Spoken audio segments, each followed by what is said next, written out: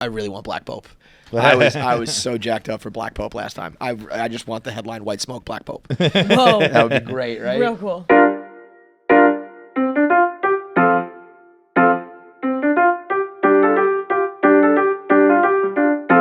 All right, Jackpocket, America's #1 lottery app. They are the official presenting sponsor of KFC Radio. Not only do they have tickets for the Powerball, Jackpot, the Mega Millions Jackpot, but they now have scratch-off tickets in select states. If you are in Colorado, Ohio, Oregon, Texas, and Massachusetts, I believe, you can get scratch tickets right on your phone where you get to do a little scratchy, and you still get the... on the phone? I think so, yeah. Oh, yeah. I'm in New York, so I haven't been able to test it yet, but I'm pretty sure that's the idea is you go like that. Oh. And then you get the immediate money. You don't have to wait for a drawing. You don't have to wait for Tuesday nights, Friday nights, whatever it is. You get that immediate satisfaction. And you don't have to get out the coin, scratch that gray shit. A mess all over. That stuff. As someone who's that's carcinogens. That gives you cancer. frequented scratch-off books. Yeah, that's your guys' jam, right? They make Massachusetts. a mess. Yeah, that's like Scratchies are big. Yeah, it's one of the states that's legal. When we meet up, we get a book of scratch tickets. Right, we just sit there go and through them. Yeah, so now you can just do that right on your phone, get that instant satisfaction, and if you want, you could still get, your Mega Millions and your Powerball ticket. Right now, if you use promo code KFC, you get a Mega Millions or Powerball ticket. If you use KFCR, you can get some free scratch tickets if you are in one of those states. That's promo code KFC, promo code KFCR. Or Powerball, Mega Millions, and Scratch Off on Jackpocket, the #1 lottery app right on your phone. It's another edition of KFC Radio on the Barstool Sports Network. We got Cat Burglar Jackie in the building. What? Feitelberg's It's here. an all black outfit, guys. Jackie's a ninja. We just came from a 10 a.m. appearance at Sirius XM, which almost broke Feitelberg. I was like all weekend, I was like, I don't know how I'm going to survive Monday. Why? Except to do one extra thing. 10 a.m. And we always start at 11:30. It turns out it's crazy easy to do one extra thing. Yeah, we popped up to Sam's show. We did an hour there that like blew by, and it was like, oh, that was easy. That was, I didn't see the clock. That was good radio. I literally thought we were there 15 minutes. If you haven't seen that, Sam Roberts is basically holding down the remainder of the Opie and Anthony universe from on Sirius. Which, how did you lose your voice? I don't know. I got a little bit of a little bit of a cough over the weekend, and it just went. We had the elevator on my way up. We had the craziest thing. Not the craziest thing. It wasn't that crazy. No, this always happens at Sirius. I was in an elevator with 10 people. They poured out of the elevator. Kevin was waiting in the lobby already. Cameras, boom mics, all. We have no clue who it was. Every time we couldn't tell Sirius, who was the person in the group. We were like no one was pointing the cameras at anyone. The harness, the boom, yeah. Like every time we go to Sirius, there are people who roll in there with an entourage, and I'm like, bro, entourage level to me is like A-list. Yeah. Like even if you're like B-list, like you can show up somewhere without your handler. There are like 10 people alive who can. Right. That's what I mean. You better be like famous when. Maybe you have like a publicist. Maybe you have like a social media person. Once you have like a cameraman, a boom mic, 3 handlers, and like a agent, you better be fucking Brad Pitt. You better be famous. And then they're like, can you sign it? They told one person to go sign them all in. Yeah. And the sign-in process is not easy. Holy moly. You think you're getting into like Guantanamo or some shit there. You got to take pictures and write your company name and all that shit. I use all fake stuff. Did you? Really? I had my email, I just had a typo on purpose. And then my phone number was my childhood landline. So I always do that. You just get so many. I got out. I had 2 texts from spam. 100%. Everyone just can. You can buy my information wherever you need it. It's out there. I don't need to type it in. If you fucking want it, go buy it from one of the 10,000 people selling it.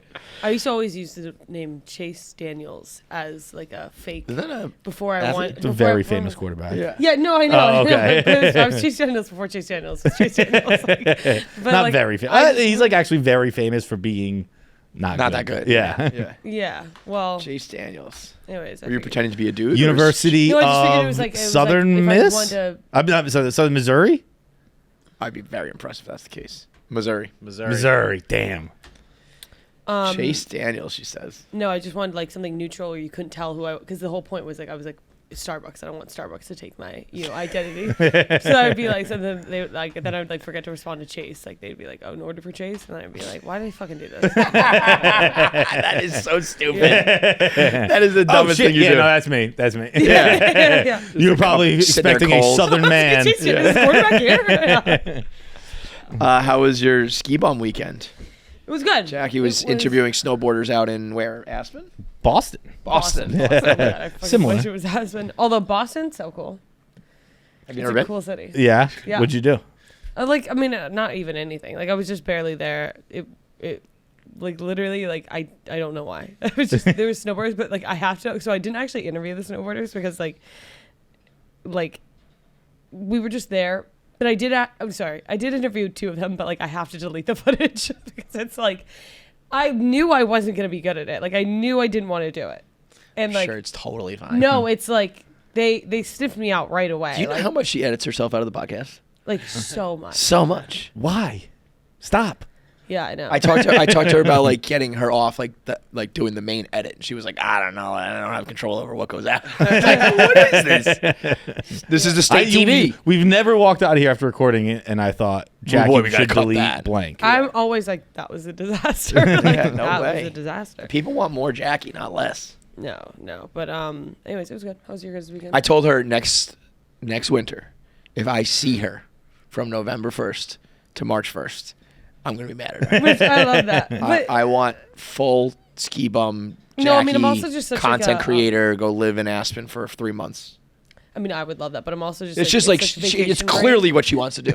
She talks about it so much, and I just said to her, you have a job where you can go do that. Yeah. Don't not do it. I also think we should legitimately do like Winter House, Barstool Winter House. next. Yeah, sure. Go do it. Do all that. Run the. Big plans for next winter. Start now because it's gonna come quick. Yeah. Got to get the house and everything. Urbanists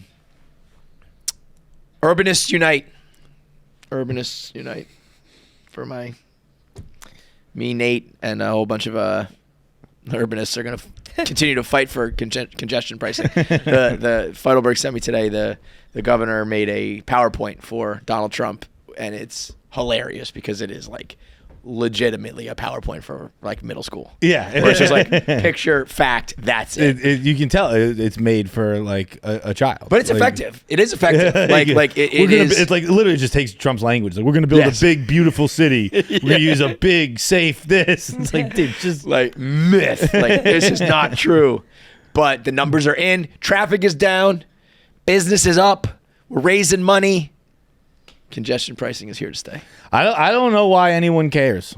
Like outside the city. Yes. Like it's a national platform. It seems that we're arguing about. Well, it is turned traffic in New completely York. political. Like, I said to you, if somehow it was reversed, if congestion pricing was in place and New York reversed it, Trump would swoop in to reinstate it, and people would just buy that side of it. Right.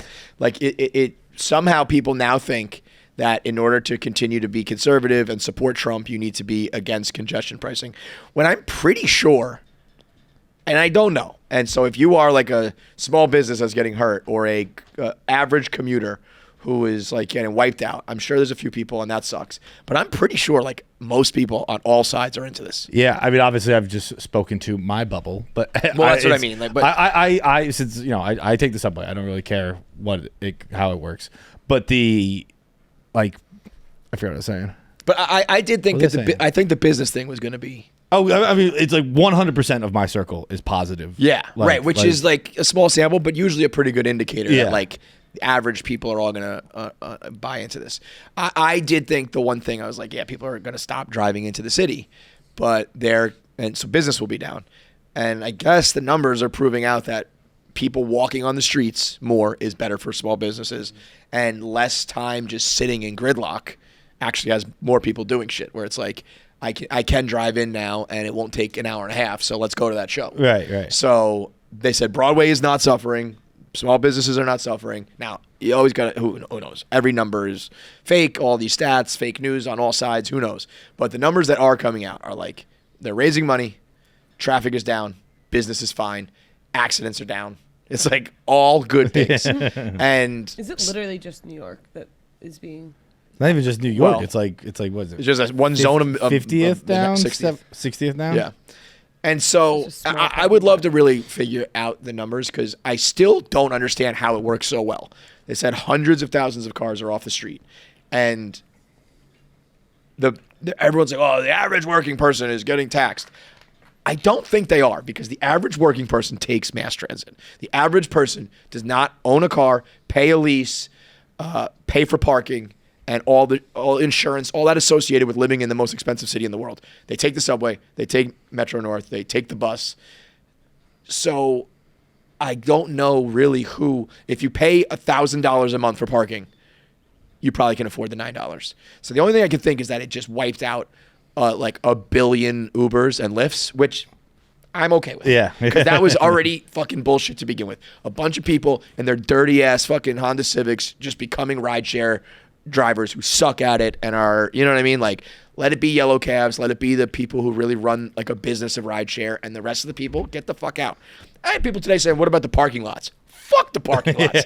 Parking lots have been jacking their shit up and eating off of the average person because it's a premium to drive in the city for decades. If they take a hit, good. Fuck them. I mean, are we really saying what about the poor parking lot owner? That's what I mean is like people, it has become so political that it's like business is down. No, it's not. Okay. Well, what about the parking lots? You know what I mean? It's like they have to latch onto something because this has been now posed as Trump versus left versus right, pro-Trump versus not Trump, you know? Octopussy guy is calling me. What? Answer that. Yeah, answer that. Hello? Evan, how are you? Good. How you doing? My friend who I'm really close with, he works for the governor, and I saw you tweeted about something. He wanted to be introduced to you, so I wanted to see if it was cool to put you on text. Yeah, sure. Yeah, absolutely. Cool. Everything else good with you? Yeah, man. Thank you, bro. All right, cool. Got you. All right, thanks. All right, we're going to the governor's house. Me and Kathy Hochul, let's go. I really am reaching a point where, I truly just don't like traffic. This is not political. I said Stalin could. I was going to say Hitler, but Hitler's a touch tough. I said Stalin could come up with congestion pricing, and I would support it. It's not Trump. It is not left. It is not right. But I was I'm getting a lot of heat for this. A lot of heat. I'm getting a lot of, it's split, but I'm just saying heat in general. And I'm I'm over that. I don't like heat anymore. But I got to fight for the urbanists to rise up. So now I'm going to the governor's house. Let's go. That is fucking hilarious. Did you see NPR? Play? Yeah, they yeah, didn't play yeah. my clip, but they mentioned me. It's there's got to be a more legitimate news source talking about this. No? Am I the only? Maybe they're just latching onto me because I'm the only one who's blatantly willing to be fuck yeah, let's go. Tax people. You're the face of this and Kendrick in the halftime show. Oh, my God. Congestion pricing Yeah, in the man. Super Bowl halftime show. But that's another one. Dude, I can't. The amount of videos that I'm still, to this day, being fed that are just old white people and white women and corny people who are Kendrick was amazing. I'm I don't think I would want that if I was a rapper. Yeah. I'm sure you've seen a bump and everything. It's but if that's my bump, no thank you. I don't need some Finally lesbian. crossed into suburban moms. Yeah, it's crazy to me. It's a very. Did you see Drake was the #1 rapper with 8 million records? I saw that. He Yeah. didn't put out an album this year. Imagine the worst year of your life. You're #1 and you went 8 platinum. That's crazy. Sexy songs for you. Everybody's baby. saying Kendrick said fuck the big three. It's just me, and he came in 3rd place. That's tough. That is funny. But do you now kind of seeing the how viral? I feel at least on TikTok, it's so many audios. Everything is based around the performance right now. Yeah, I mean, do you feel maybe. So I mean, I think there's a difference between being change your tune, I guess. no, I don't think it was ever not going to be talked about. I guess if you do something that's provocative enough where everyone's talking about it, you did a good job. I still just think the songs and the performance was not good. But there was never a world where I was going to say that's going to not be a big story, Yeah. But the fact that it is become a TikTok trend and everyone's doing the dance and all that, that part was well done. They tweaked the song a little bit and made an easy dance. I'm sure that was probably thought of. What was that? He For just kinda Kendrick did that or Drake You did just that? kind of scoot. Oh, yeah, Kendrick did. Kendrick did You just do a little 2-step this way and that way. and it's like I'm tripping, I'm pretty sipping, cool, I'm though. ripping, and like so everybody can do it. Yeah. Um, Like with the big jeans people put on, like the big bell bottoms. That to me was like a moment of like. So we have a celebrity problem. Like the fact that like those jeans were not universally made fun of is crazy. Yeah. If anybody else, if a little man walked in here right now, like if a salesperson who was 5'5" walked in with bell bottoms underneath his foot, we would make fun of him mercilessly. Yeah, but that doesn't apply. I know, but some things are inherently like that's lame. The fact that nobody realized how short he was until the Super Bowl show. He was literally wearing women's size 29 jeans. They were like the actual pair of jeans are women's really? jeans. Yeah. Wow. Let's talk about the elephant in the room. My penis. No, it's not that. It's erectile dysfunction. Still, my penis. 1 in 4 men 18 years or older experience ED, which means that you or someone close to you might be experiencing it. That means out of the 4 of us, me, you, Jackie, and Paps, one of us dicks not working. That's why I want to tell you about the new ED treatment gel, Eroxon. It's the first ED treatment gel with clinically proven results that can get you over the counter. And while it may not work for everyone, studies show that there's success in over 60% of men. 60% of the time, it works every time. The best part, no prescriptions, no online questionnaires needed. So why wait? Try Eroxon today, available in stores and online. Visit Eroxon.us to learn more. That's EROXON.us to learn more. Do look a lot Itsy like the bitsy. pair that I have, yeah. But like, if it's not Kendrick, it's like it'd be so. Dude, you see Jeremy Allen White last night? He looked fucking good. At SAG Awards? Yeah. I did not. See The him. reason I say it is because he had flared pants on. I also think there's a difference between like when you were wearing your red bell bottoms terrible versus like the jeans that are like underneath his foot. Did you see Timothee Chalamet's speech? Yeah, dude, he's He's best. catching heat for that. Why? Well, I shouldn't say. I saw one Instagram account that was like a Hollywood reporter type thing, And this is your doing, by the way. Kendrick Lamar, Jeremy Allen White, all these people is Feitelberg in Amsterdam. Blame Ralph Lauren, not me. We didn't talk about slot bucket. Oh, Oh my Bro, god. Feitelberg is a tastemaker. Yeah. and the day, like, listen, I've been riding this wave as long as I could. The day that the rest of the world figures this out, you're gone. You're going to Hollywood. What Feitelberg does, the culture follows. and he gets zero benefits. no credit. I know, but eventually, like somebody who's at a fashion brand or a network is going to be like, just follow this guy around and let's just pay him money to exist, because we know for a fact that the red bell bottoms in Amsterdam led to Ralph Lauren being like, "This is our mood," right? And then Popping the on latest Ralph's mood board. and that was a direct one, but like that is like, you are fashionable, you were wearing something like aggressive and provocative in fashion, so it kind of all makes sense that like somebody would jump on board with that. This latest one, GQ saying that a slop bowl is the way that real men feed themselves. Fucking right, baby. This is directly Feitelberg 101. GQ You don't being have- like, you don't have put your all your breakfast this food in the morning? bowl. What'd you have? Salmon and rice from like a week ago. And the video is just a guy eating out of his bucket. The slop bowl, that's crazy. I mean, slop buckets. Yeah. Like just GQ, go all the way, call the bucket, and give my man props. They're covering their ass so when you sue them, they can say, oh, it's a slop bowl. A slop- But I mean, that is directly the slop. Feitelberg inspired. Like, what's next? GQ being like, eat, palm your chicken in front of the refrigerator. But I'm happy about, like, more people should know. Yes. It is a completely acceptable reason to fucking a way to eat. I'm You- with AI has it. Look. Is it true? Yo! You're finally getting your credit, bro. You're finally getting your credit. I'm telling you, dude. Look at that. The top tweets. Yeah, Feitelberg, the slop bucket, genius or disgusting or both. At some point, somebody is going to realize this. And they're just going to be like, we pay this man to live. And what he wears, we sell. What he eats, we make. What he says, we follow. You're like a cult leader without being the leader. It's I incredible. want to bang all the ugly ladies who come along with that. Have we looked up the writer of the article and see if That's good investigation from our cat burglar. No. I when I posted that and I said like Feitelberg, is going to take over the world. I got a lot of mentions, a lot of replies to that on Instagram, being like, it's scary how much I align with him and agree with him and shit. You truly are the everyman.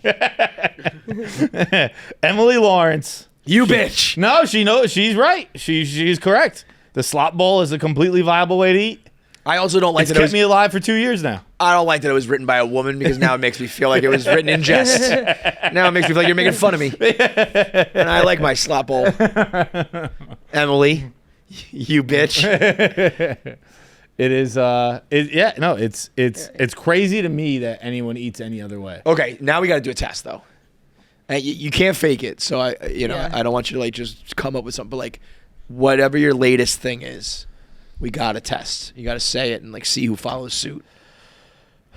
I don't think you don't I have to think of it it right now. I'm just saying like come up, whatever you've always got a take that's like this is out or this is in or just a weird thing that you do. You do hit like, you know what I've been doing lately? Like you do Yes, that a lot. that's his thing. It's Yeah. like very subtle. You should have like an Uber ride or a something like series that. called, you know what I've been doing? And you just say, like I'm waiting for like jump roping to like become a thing or something else that you do that's pretty uniquely you is next. I went rock climbing this weekend. Maybe it's rock climbing. Yeah. Nah, I wouldn't recommend it. Dude. You were indoors just like going to a ceiling and I was rappelling back down? indoors. So I was at Stratton, and I skied in the morning yesterday with my dad, and then he finished the day, and he's like, all right, I got to get back home, like back to Massachusetts. And I was like, all right, I'm going to stick around a little bit. And so I like skied By a little yourself? More. Yeah. What? So I skied a little more, and then I was like, there's that fucking, it's called Climb. And I was like, there's that rock climbing thing down like in the Stratton Village. Maybe we'll check that out. You're not a good rock climber though. Terrible. Yeah. You're like the best at it are very lean and like flexible. Like you're a rock trying to rock climb. It's like if the mountain tried to climb itself. There was a time within the last year where we were at this bar in Hell's Kitchen called Scruffy McDuff's or something like that, and they have a game at the bar where like they have a bar at the bar, and if you hang for a minute, you get a free beer and a T-shirt. And everyone we were with like, Feits, you got to do it. And I don't even think you could put your arms above your head. I was like, I can't do that. Yeah. And the bartender was like, him? No chance. Yeah. And they were like, the guys like him think they can do it. And it's fall in like 10 fucking seconds. 150-pound hipsters who Yeah. can do it. Because, Yeah. it's fucking hard to hold up as fucking fat as I am. Like, the whole time. It takes a lot of strength. So It's so funny, by the way, that's a thing that they do that at Rye Playland, which is like a amusement park in Westchester for like children. Yeah. And I mean, I guess the weight thing is there, but like, when I told you I've been hanging. I'm getting really Oh, fucking. yeah. No, I told you I've I'm been really good. I'm trying to get a minute. I'm gonna get. I mean, record it's so myself. long. It's so hard. like though. I remember Yeah. Keegan trying to do it. He was like 6 years old. He like did it for like 5 seconds. Wait, what are you hanging from? I'm hanging from a bar Well, I figured that, but like, where's the bar? at the gym. No. And you just go. Just like this. What do you do? You put your like knees up or? When they start getting tired, I start lifting them a little bit to Yeah. like distribute the weight differently. But yeah, I mean, at first it was like 10 seconds. We're like 6 Really? months in, 7 months in. We're up to like 45 seconds. Wow, Really? that's progress. I've been hanging. I've been hanging, dude. I've been hanging. Have I gotten any taller? But I go to this fucking climbing place, and I had visions in my head of it being like this, like I don't know what I thought a climbing place looked like. It's a room the size of this room with Tall just ceilings. one high schooler sitting in it, and then he was like, "What's up?" I was like, "I don't know, man. You tell me what's the deal with this place." Dude, that's the worst because then they're watching you too. Right? Yeah, so then it just ended up being me and him Oh no. in a room while I climb in total silence, going just. Like usually those things, there's a million walls, so there's like no one's watching you. It's the Just you size go, of this room. And so like, finally I got down, I put on like some music, and I put just from my phone to try and offset the grunts coming from me. Because it's like, so this is what really They sucked. didn't have music playing in the. No, it was dead That silent. is so. It was dead silent. It was literally So me fucking and a weird. high school age kid. And I was like, so what's the deal with these? Like, how does it work? And he's like, you never done it? I'm like, no, man, I'm just trying to check it out. And he goes, all right, yeah. He shows me how to like strap in. And he's like, yeah, and then you just climb. And I was like, well, but what if I fall? And he's like, it was an automatic belay. And he goes, it'll activate, it catches you. And I was like, so I just have to trust it? And he's like, yeah. I mean, like, you know, he's obviously explaining to me someone who's worked with it for months, however long he's been there. He's like, yeah, it'll catch you. And so I get to the top, and I'm falling, and I'm like, I'm gonna fall, because the really hard part about it is that your body, at least this is my one time ever doing it, understanding, I did not realize, like my muscles did not realize I wasn't hanging on for dear life. Like my muscles, my brain wouldn't. I was squeezing everything so hard. So like, if I slip, I die. Right. And my body just couldn't get the fact that like this thing will catch me. Yeah. But the thing that sucks about the automatic belay is that it takes a second to activate. Yes, you get a free fall for a second. So, but like free falling from up top is easy because it'll catch me. But when I fell from like 8 feet up. Oh, you just like hit the ground It on it? was just, no, it would catch me right at the last second. Yeah, that's tough. So I'd be like, ah!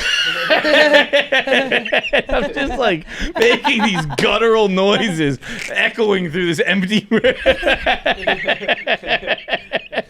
As I keep trying to climb a children's wall, and this kid's in the corner pocket, like, what the fuck is going on over? Because he couldn't really see me. He could just hear like,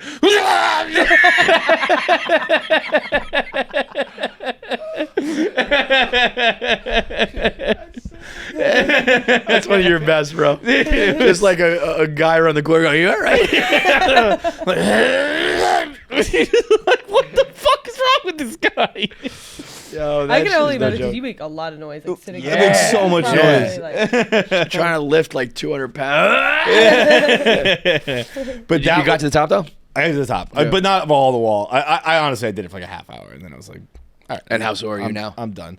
It's just my forearms because I don't think you work those out a lot and stuff like that. And like again, they were grabbing. Like, if I fall, I die. Well, I had one of my more like shocking you gotta clean it up moments. I probably shot about 30 hockey pucks the other day. what? Wrecked my body. Really? Matt Molson, former Islander and former NHL player, came to my house. The guys we were doing the renovation with sponsor his like juniors hockey team. So they were talking to him, and he was like, "Oh, I know KFC." He was a big stoolie when he was on the Islanders. We hung out a few times when that was like a big thing.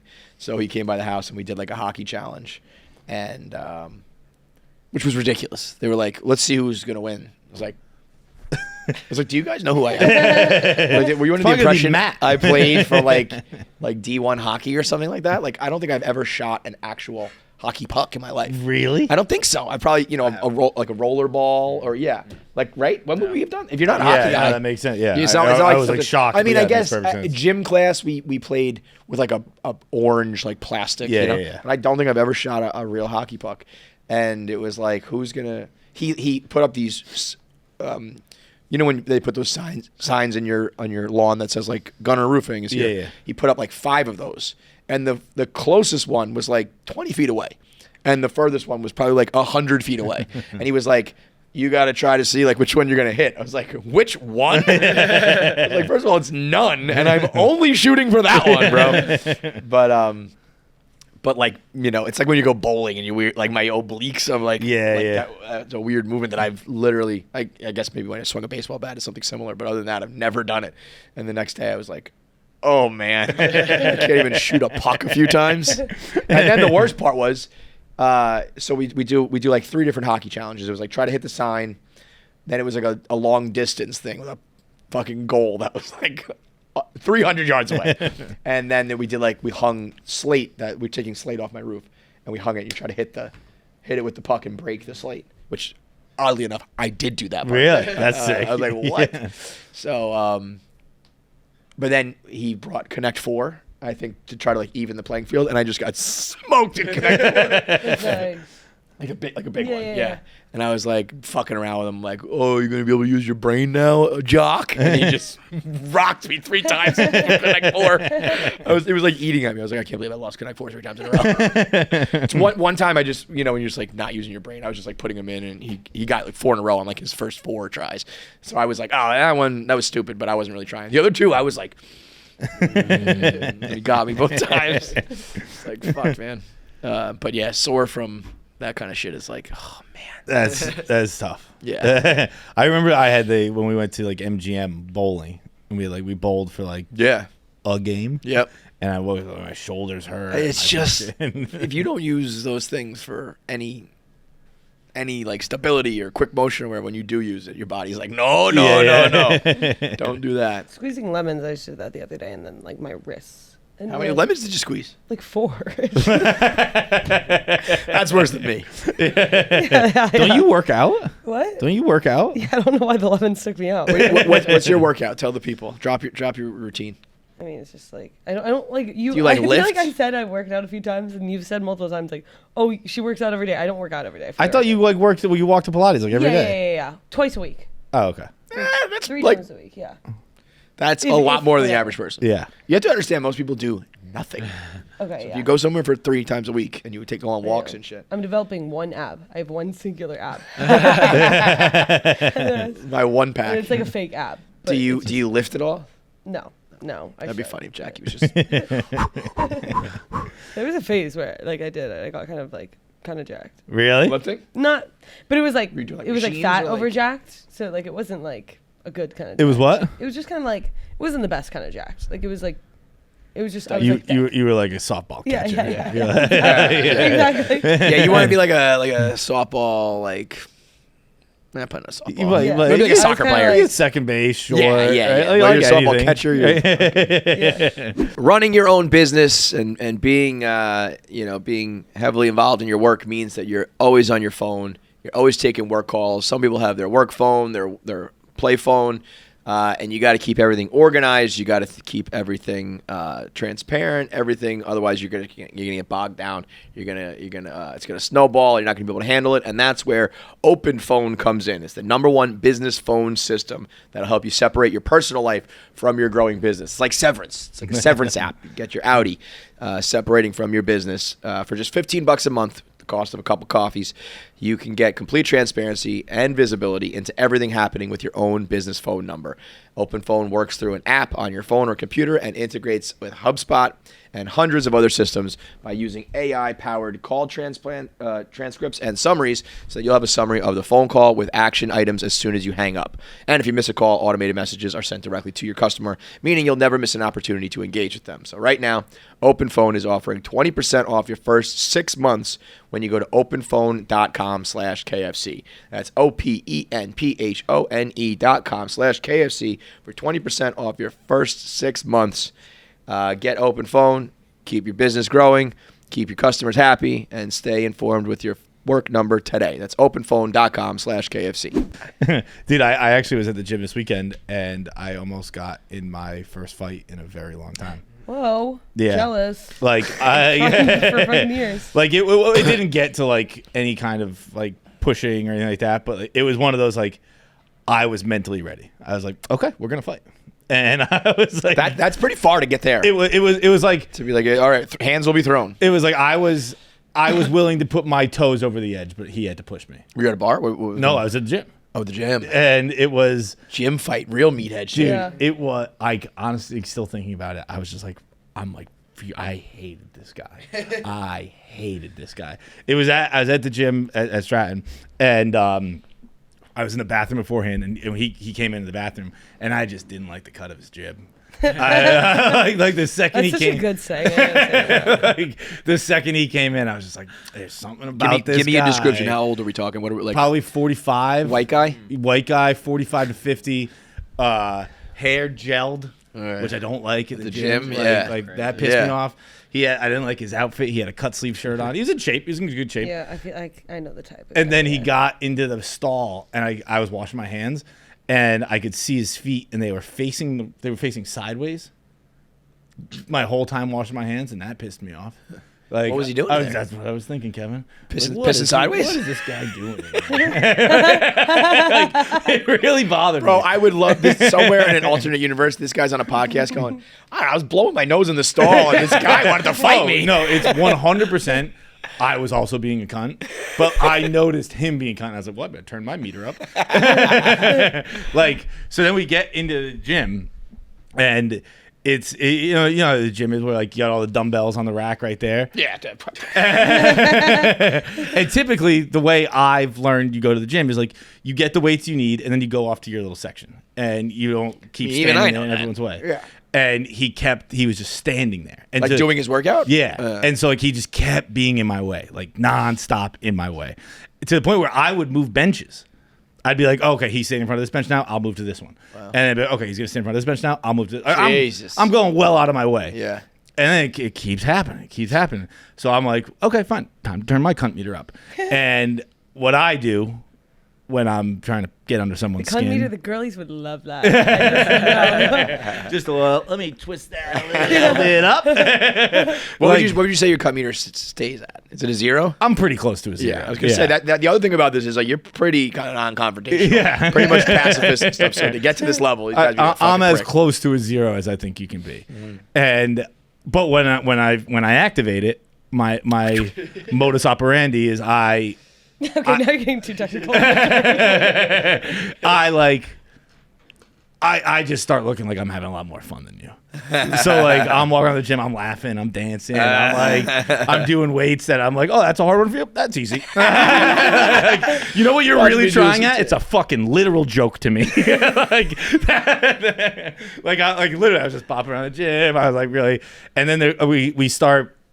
I'm coming back to my weights. A bench. I've moved like 3 times. So gay. Yeah. And I'm in between. You know when you're in between 2 benches and there's like not a lot of room to move. I'm in the tunnel now. Yeah. And he starts coming into it, and I realize I'm like, oh, he's not even gonna fucking move. So I fucking jam my shoulder into his chest. No way! No. And I look back and I'm like, my bad.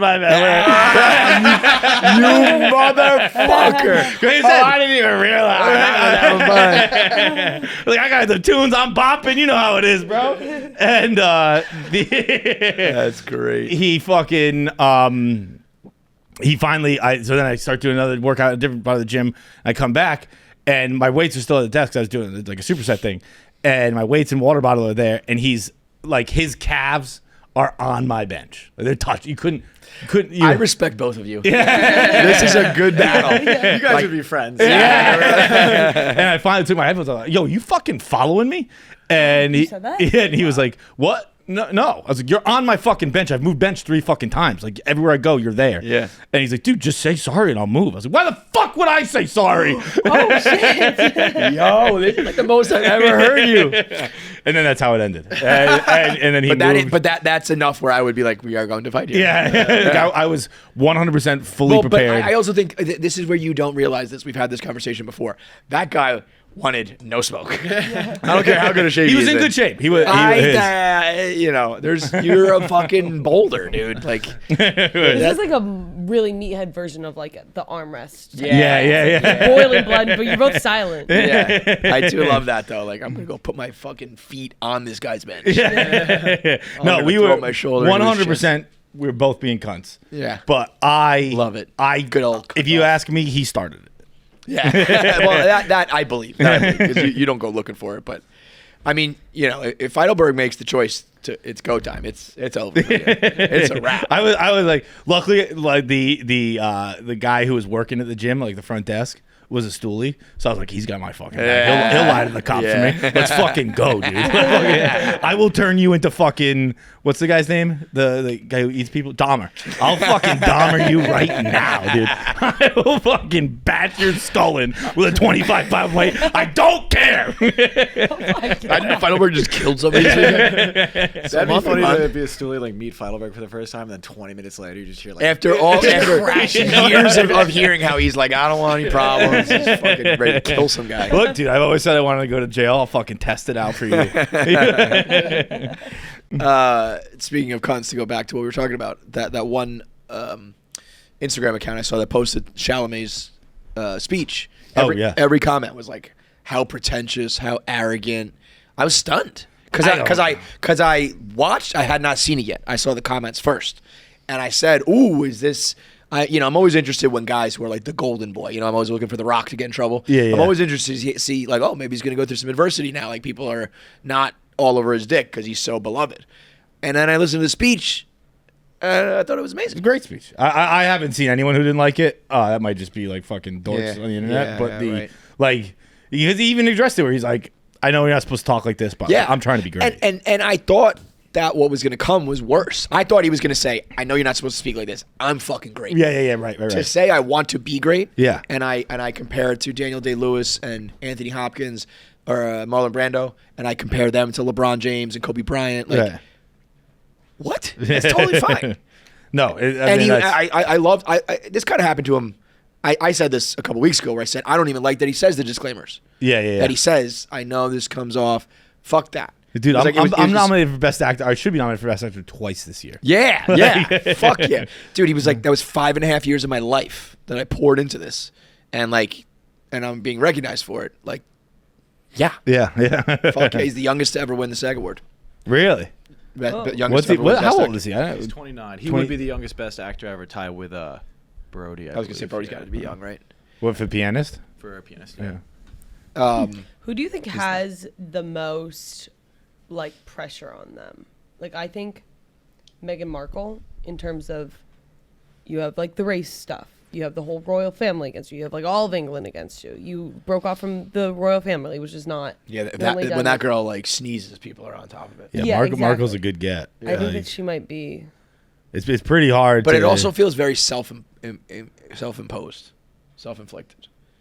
Like she kind of signed up for it. Oh, you are? You're pro Meghan Markle? Yeah. Ooh, you and my mom would not get along. I guess it's like it's kind of political. I feel like she signed up for the royal family. I don't really have an opinion on Meghan Markle. Well, I can understand it. I think it's a little unfair, but she does kind of embody like the elitist attitude. How so? Markle? Yeah. Oh, I see it as kind of the opposite. I feel like she's an underdog, and like I see it as like. I wouldn't say that. You think so? I mean, I think she signed up to be a princess and then was like, "This is crazy. We got to get out of here." And it's like, I don't know. I feel like you got to know what you're signing up for. Yeah, there's definitely an argument of that. I get it. Yeah, I can. But I think we can speak on it a little bit. Like, there, you know what you're signing up for. A little bit. Yeah, you might be like, I was ready for the press. I wasn't ready for like the hate or whatever. Yeah. But that's what I mean though. Like you got to be ready for that. Don't just think like, oh, we're gonna leave like rich and famous. It's like when we sign up for an Uber ride and a fucking 5 car shows up. It's like I got an XL and I knew what I was getting, but come on. This isn't. This is not what I. Yeah. There was an agreement here. Yeah. I mean. I don't know fully about. But like she did some shit the other day that was like. She just does like transparent shit. She got like Billie Eilish merch sent to her for like a fan. She ran into a fan who said, "I like Billie Eilish," and she was like, "I don't even know who Billie Eilish is, but I got this girl this merch," and I was just like, "I think you're doing this for the press." I don't really follow. She bought someone a t-shirt? She bought like she met a fan.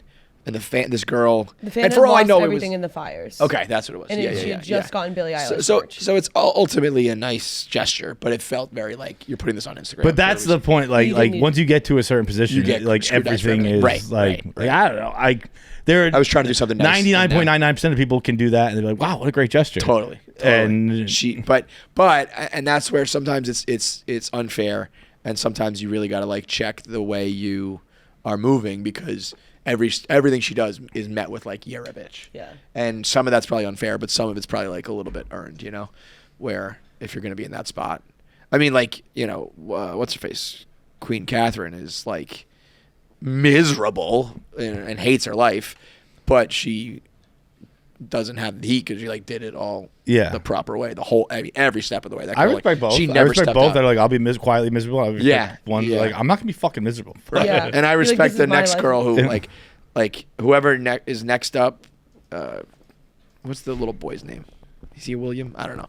The next like hot chick who the prince is like, you want to marry me? They better be like, no, fucking no, because it's one thing to be queen and princess in like basically every other year prior to 2000, before the internet and social media and shit. Yeah. Because you have to like be a royal, but like for the most part, it's probably awesome. When you're scrutinized in the public eye, being a royal it's like being president. It's like if you're like, why would you go do that job? You know what I mean? Like go just marry a Hollywood guy instead of the prince. You know, you got you ever seen her in her FedEx costume? It's so funny. What movie was I watching recently? Google Meghan Markle FedEx. She was just like a throwaway character who like quickly comes in to deliver a FedEx package. And I'm like, it's Horrible Bosses. Horrible Bosses. It's like that's the Queen of England. No in a FedEx way. costume. That's crazy.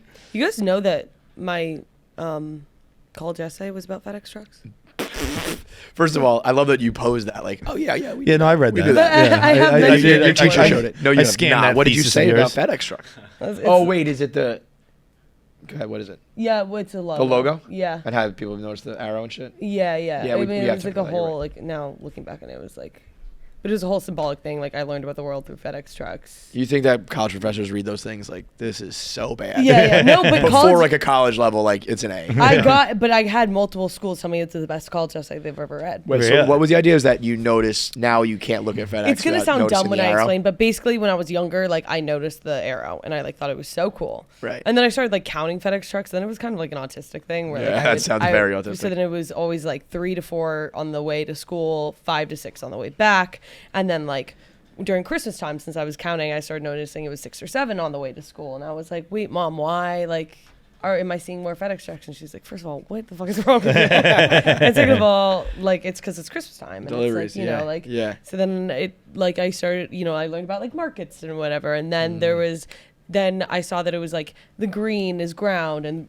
orange is home delivery, and then like blue is custom critical, and then I learned about like logistics, and I got interested in logistics, and then like the logo, and then I got interested in logos, and then negative space, and then it shows you, and then it's like, and then it was like the symbolic part where it's like negative space, like, you know, it's what's formed around your insecure, which actually I do believe, I stand by to this day. I think that the key to self-love is taking your insecurities, but then just being like, okay, that's it. But everything else that I formed around it, like the FedEx logo that's around it, is there because of, you know, whatever insecurity it is. That's profound. Yeah, that's a good spot. That's a good And college I essay. yeah, thanks. But I do believe that. And I think that it's like, if you can like make the arrow in the negative space part of the beauty of the whole logo, There you go. that's self-love. No, that's yeah, I'd admit you.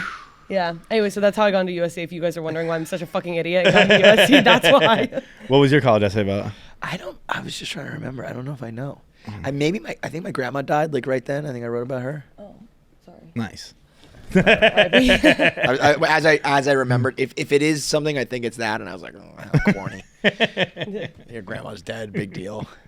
Guess what? She was old. Yeah. She was a normal fucking grandma. What did you write about? I did. I left it blank and I said, "This is what guts." This take." is a risk. Do you guys know that? Is that like an urban legend for your generation? Yeah. Well, you always used to hear that. Harvard would say, "Tell me about a time when you showed guts," and the person turned it in blank and said, "This is what guts is," and they got accepted because I left. Oh, it. yeah. That never happened. I wrote about how I used to make out with an 80-year-old woman. Cool. Cool. I mean, can you explain? I mean, that's an aggressive way to phrase it, but I was really good friends with the lunch lady, and she'd kiss me a lot. And It's like more sexual abuse. Man was raped by Yo, shout out every Betty. Betty was the adult best, woman dude. in his life. Babysitters, teachers, lunch ladies, classmates. Yeah. Everybody raped this kid. if you're weirdly older than me, you're attracted to me. That's just the way the cookie crumbles, baby. But no, it's actually the saddest college essay of all time because it was basically like, look, I know the grades not great, and I know the SATs not fucking great, and I know the extracurriculars aren't ideal, and the sports, yeah, I wish I was better too, but I was like, I embraced the community. Where I was like, I'm friends with the lunch lady. I'm friends with this person. Okay. That's pretty good. Yeah, that is good. Yeah, It honestly got a lot of my friends into college. I just gave them. Really? Yeah. Everyone was like, dude, they love the essay. Wow, that's great. That's awesome. Like everybody. I think we counted once. Like, it was somewhere between 4 and 6 of my friends used that essay. Everyone got it. My brother once wrote a short story. It was very deep. I think it was like a homeless person. It was just like a story, made up story that he wrote really, really well, and he like got like an award at school or whatever. And I just fucking yoinked that, and I submitted it like a year later, and it got put into like a Westchester like short stories fucking like contest. Whoa. And I had to like go, not had to, but I went to like a hotel conference or something where they like announced winners and shit. I don't think I won it or anything. I don't remember. Wait, was it yours or you took your friends? No, it was my brother's. It was your brother's. Yeah. And I just,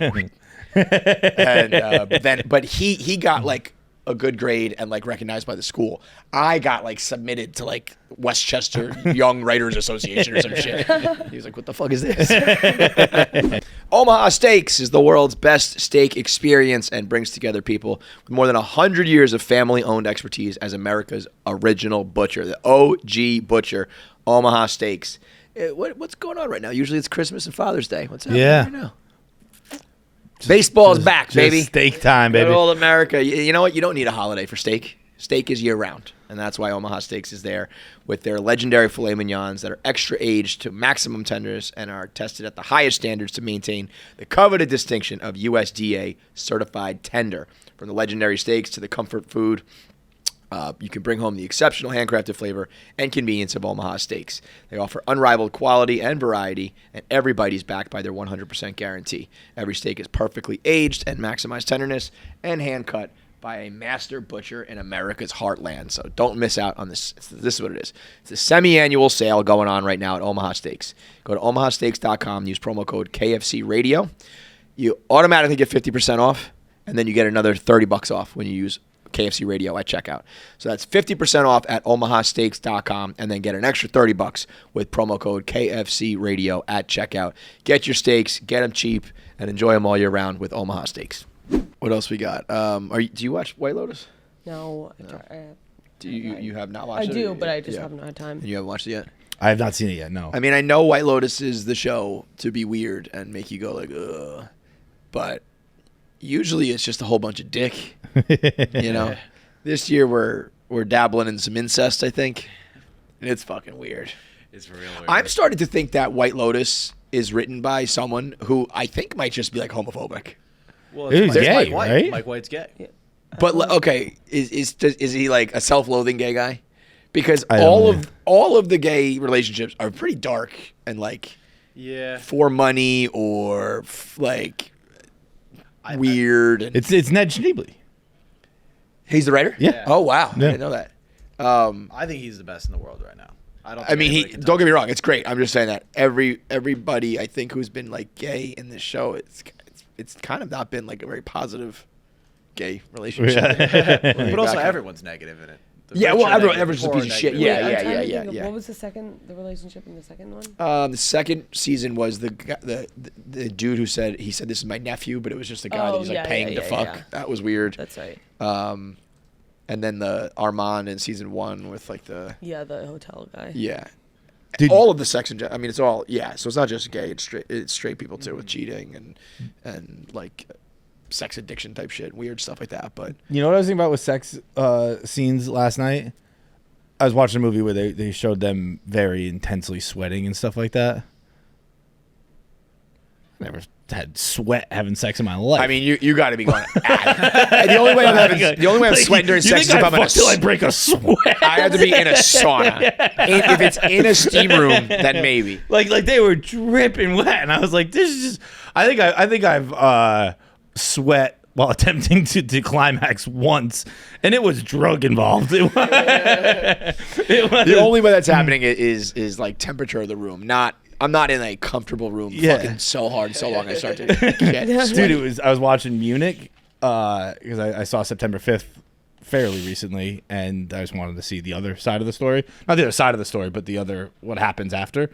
And it's you know what? It's a Spielberg movie about like how Israel responded to the terrorist attack at the Munich Olympics. Okay. And it's basically they had 5 guys who just went and killed everybody. It was like just go assassinate everyone. Right.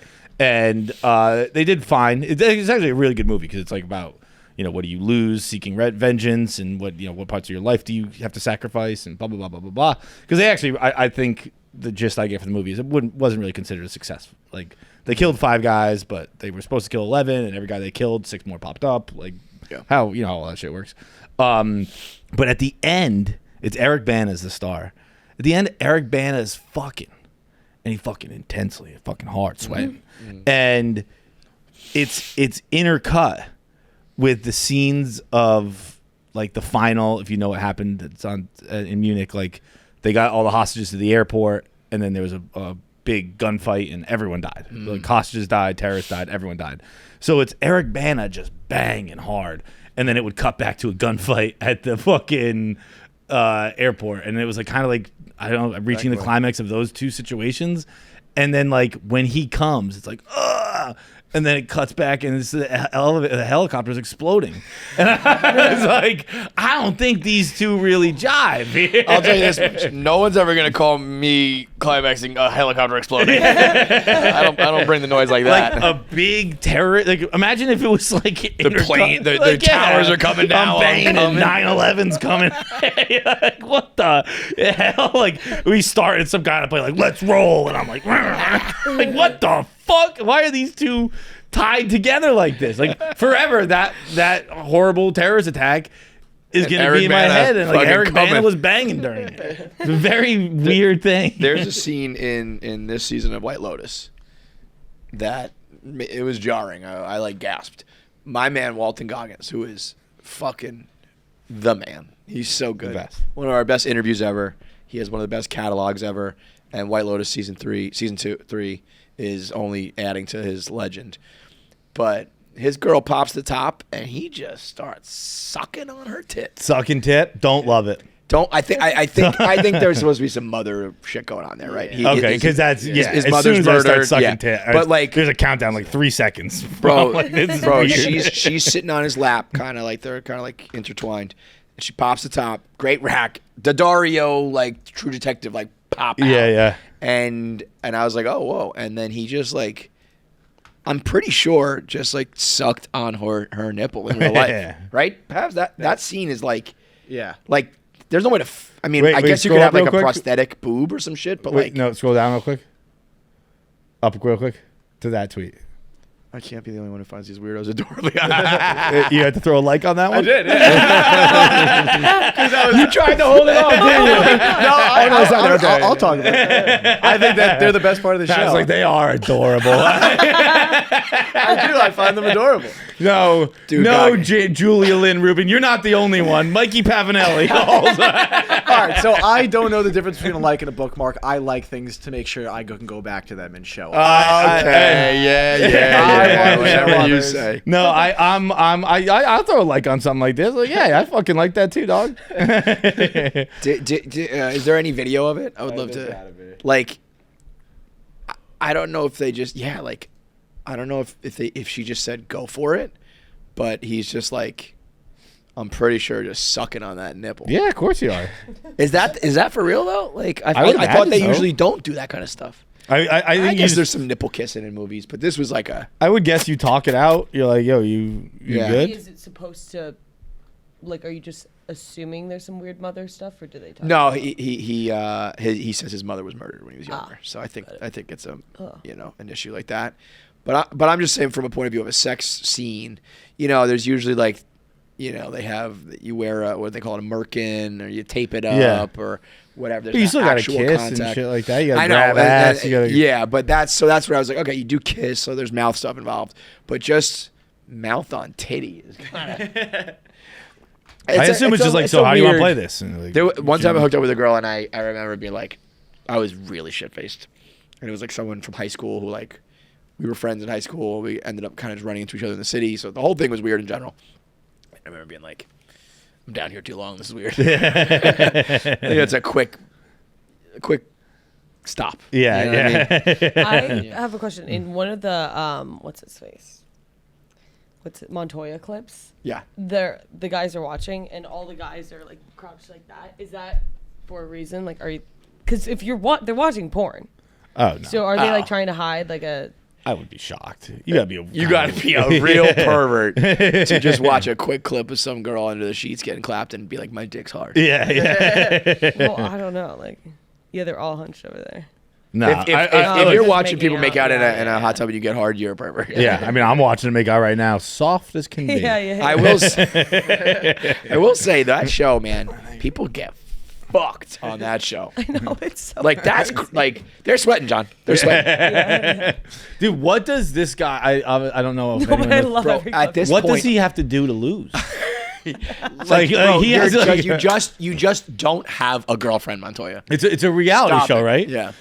Like I think the house votes you out, and they just like are he has to show up and they're like, hey Montoya, Inigo, we got another movie to show you. He's like, come on, can I go home? Can I go home, please?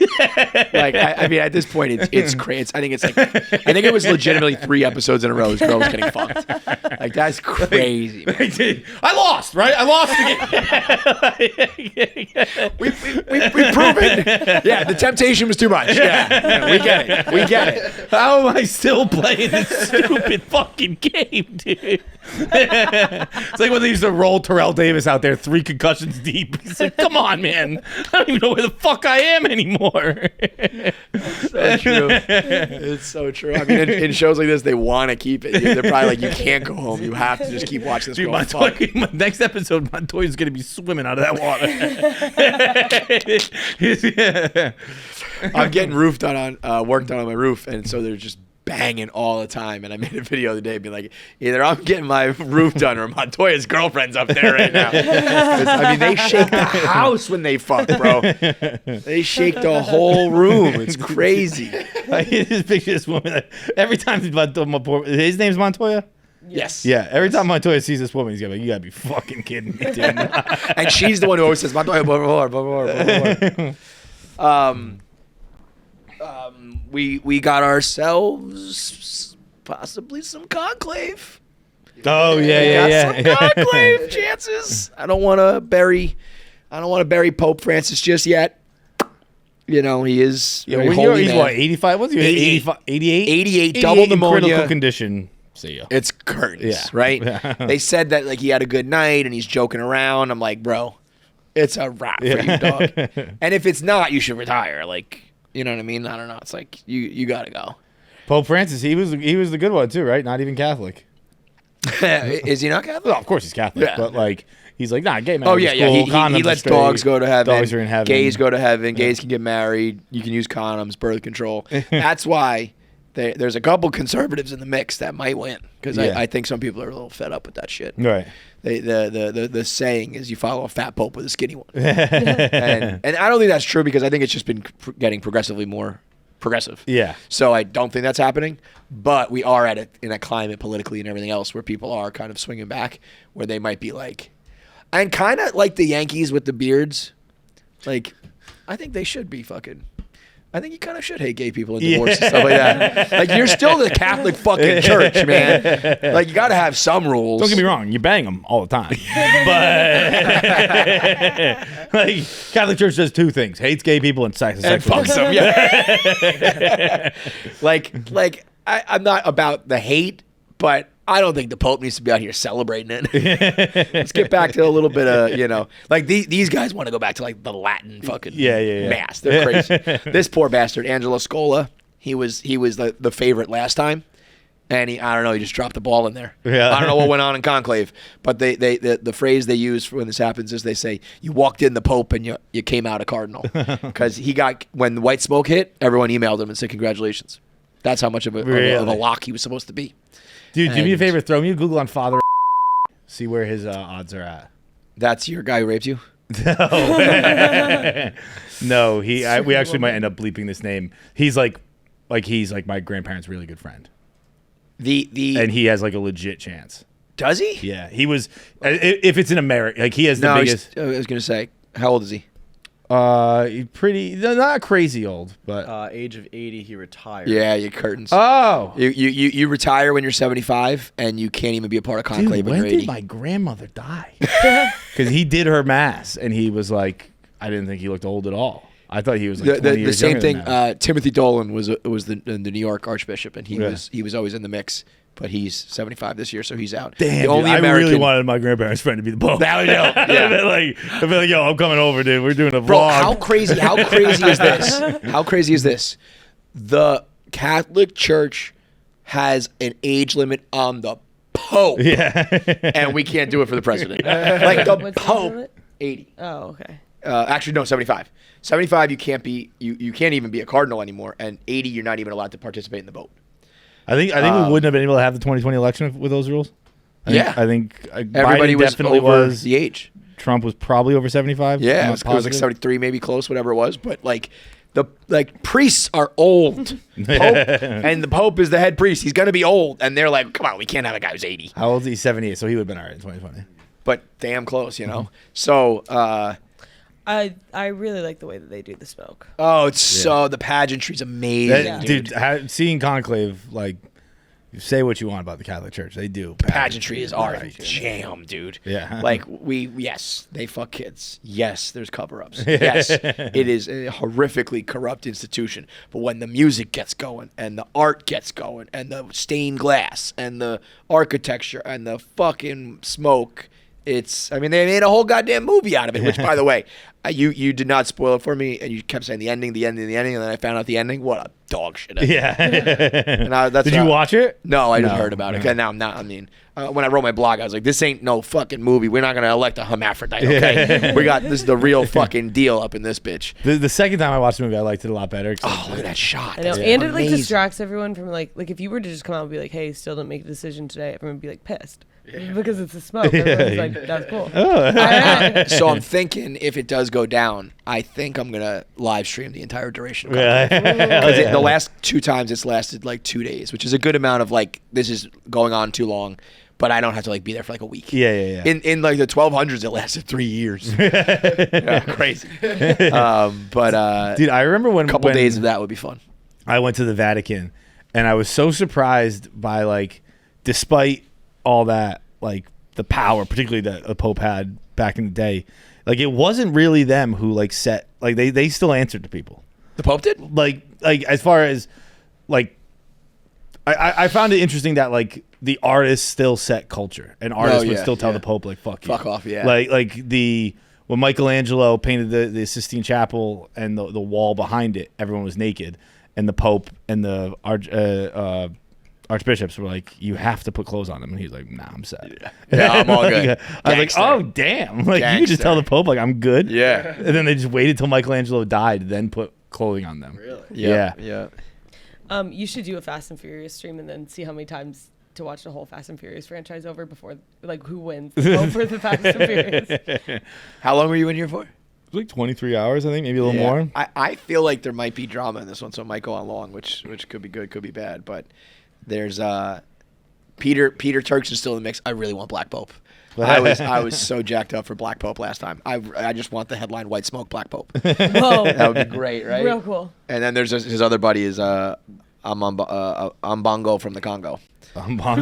So he's gone, and he's from Ghana, and the other guy. But dude, I mean, it is so interesting. Like, there's a guy from Hungary. I'm always tempted to say Hungaria. There's a guy from Hungary, and for whatever reason, Hungary is and his role is considered the bridge between Europe and Africa.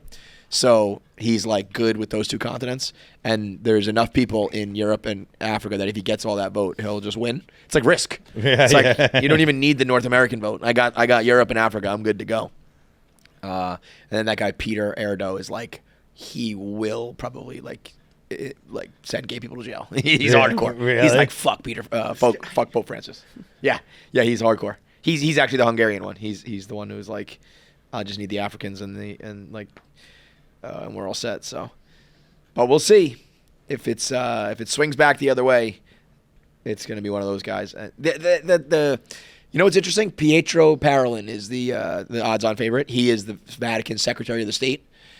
who's number 2? He's like the number. Because I always thought just like who's the number 2 guy? Don't they just like slide him in? And not 1939 was the last time like the number 2 guy got the gig. Really? You would think that happens like more often than not. Yeah. But he's Italian. It's Secretary of State. I just feel like the Guineas are gonna like we gotta get our Pope in there, you know. I really believe. I mean, Conclave ended up being silly, but I really believe there's probably a lot of shit that goes on in Conclave. Like, yeah. I mean, it's just in their world, it's still the most important thing. And I'm conservative, you're liberal, you're black, I'm white, you're this ethnicity, that ethnicity. Like, I think that they probably do some shady shit in there for sure. I think we just assume everyone does shady shit. I think most of the people are doing fine. I don't know, man. I think when you talk about these high power things, But like, no one has any idea what's ever happened in Conclave. They might just be fucking sucking and just fucking. partying. Yeah. Like that's like the most silent kept covenant in the I guess world. there's 2 ways to look at that. Is like you look at it as like everyone's just having a good time, whereas I think other people are like, I'm gonna do some dirt in here because no one's watching, no one can catch me. Yeah, maybe. I don't know. Like I just as I keep getting older, I'm always like, at one point, like everyone's got to become an asshole or something, right? And like everyone just kind of stays normal. But don't you think that like I always think about I always look at it on like a day-to-day level where I'm like I see like shady shit and like ego and drama like at this company. I don't really. Like there's. I did think about that during like the Breen Gray stuff. Like everyone kept being like, "All right, what's really happening?" I was like, "You guys have all the information. Right. You don't have anything else." Like, Yeah. What you But see that's is what- but what it even is. like- you probably know more than me. Yeah, exactly. Literally. But isn't that kind of like, I mean, like that, there's an example of that where like that was like a big deal. And it's like, we're talking about 2 podcasters. We're talking about the Pope. He runs 1 billion people. Yeah, but I don't. I see how it applies outside world. I don't really see how it applies in. What do you mean? Like I'm just saying that like drama arises from like any sort of power, fame, money. Right, influence. okay, I see what you're saying. And Yeah, if yeah. this is the highest stakes, there's going to be people who are like, we're stopping that guy, and we'll fucking smear him, threaten him, whatever. I'm sure at least that does happen on some level. But all these Conclave movie fans are going to be, jumping on the Conclave bandwagon. Where were you last time, motherfuckers? Like whoever made it. Oh, what timing, dude. You're probably just going to get a whole new wave, It really was good in the beginning, and it is a great cast, but boy, I did not. When you said it was a bad ending, I was like how bad could it be? It's just like one of these guys, and then it was like intersex Pope. I was like, what? yeah, it just didn't hit for me at all. My like old man, like maybe like I guess like my old man like conservative side is starting to come out. I guess like I was thinking the other day about just every single show has a gay element to it. Yeah, which kind of doesn't make sense, right? It's still a small amount of people, smaller amount of people in the population. Yeah, I guess. Right? But it's also everyone just thinks it's happening now. Like if you watch shows from the '90s, it's happening. Like there's a gay guy in it. Like 2000s, like there's a gay guy in it. Yeah, like since we discovered gay people exist, there are gay people in television. when did gay get invented? Like it's not that. Who do you think was the first openly gay person? As my understanding of it, it was like in Greek times, and it wasn't a thing. They were just so you weren't openly gay. Right. You just so fucked guys. Right. It's just like there's a hole, we put it in, bro. I wonder who the like modern. What is this? Who's that? Ulrich, Karl, Heinrich, Ulrichs, a gay activist before the word homosexuality. Yeah, that's back when you used to say I fuck dudes. Yeah, I didn't have a fancy word for it. What was that? 1864. Yeah, that I think that about checks. But also with those shows, I said it before, like they just want the biggest audience possible, so they want to appeal to everybody. Yeah, I was just watching a show the other day. What was it? It's That's how Prime Target on Amazon, and it was just like he's kind of like a Good Will Hunting type guy, knows math and shit. And then he's at the bar, and the bartender just starts like giving him eyes, and I'm like, oh, he's gay. Yeah, And it's like I'm not like fuck this, but I'm just like, it's another. I don't know. I would be interested. I know what you're saying. There's Will and Grace, and there's shows that have been around forever, but it feels like regular, quote unquote regular, where there would not be a gay guy or a gay person. There's more of that. There's probably more, but like I think we always think things are happening to us for the first time. Mm-hmm. They've been happening for a long time. Mm-hmm. Like it's the way the world's been going forever. It's like the plane crash shit, where it's like, oh my god, plane crashes are up. It's like, no, it's just the No, reporting is. They're actually down. Yeah, they're down. All right. The internet does not work at Barstool Sports. The computer doesn't work. The internet doesn't work. Nothing works. So we're not going to do voicemails. But we have an interview with Kelsey Cook, who is out promoting her new special. She's on Hulu and YouTube. So let's give it a listen. Kelsey Cook on KFC Radio. Call in, leave some voicemails. We will get it fixed, and we do need the voicemails, so leave your videos. Season 8 of Love is Blind is finally cooking. We got some drama. We got the girl who had the boyfriend before going on the show. That's not good. She had a boyfriend while she got on the show? She like the day before she left for the pod, she was hooking up with this guy. And she was like, it wasn't a relationship. It was just friends with benefits. And he was like, that's kind of worse. Yeah. You know, it's like, we weren't a thing. Don't worry, he wasn't treating me nice. He was just fucking me. I was just getting dicked down. These are the people we're dealing with. It's amazing. They just have a knack for finding them. You got the guy who every girl in Minnesota has come out and been like, yeah, he sucks. He seems like a nice guy. People say that I look like him, so they're like, you're the douchebag. But there's drama abound. You got it's one girl. She just made up that one of the other guys, that the guy she matched with, found her on Instagram prior to the show. She was like, I recognize you. It was a couple months back. I got a friend request, and it was you. And so you know what I look like, and you know what was in my bio. You've seen my pictures. Just wasn't true. She made that up? Well, she didn't make it up. She thought it was true, but she was like, I have an app. I have an app that shows me who followed me and who unfollowed me. So you will be in there if it happened. And he was like Hank in Pirate Porn. He was like, I don't think I did, but like maybe I did follow you. Like it's entirely possible, but I don't think I did. She gets the phone out. She's like, you better tell me now. And he's like, I think I'm good. And she scrolls through and she's like, okay, never mind. And he's like, it's all good. I would be like, get the fuck out of here. I mean, you basically concocted your story that I am a like lunatic manipulator. Right. And then he was like, you just needed to know. I mean, these people are absolutely animals. It's unbelievable. The latest 3 episodes are out, and then 3 more coming this Friday before leading up to the big finale, the big reunion. So plenty of drama, all basically after the show airs. The internet comes out and starts telling all the dirt on these guys and girls, and so it's all coming to a head. So, all right, go check out Love is Blind, Season 8, available on Netflix now. New episodes every Friday.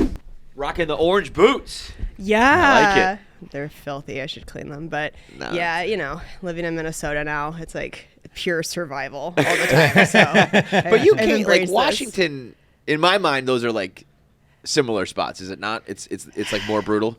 It is more brutal. A couple weeks ago, it was -18, feels like -26. Oh my God. So that doesn't happen Okay. in Washington. Yeah. You'll drive on the freeway and there are electronic signs that say, if your car breaks down, stay inside to stay alive.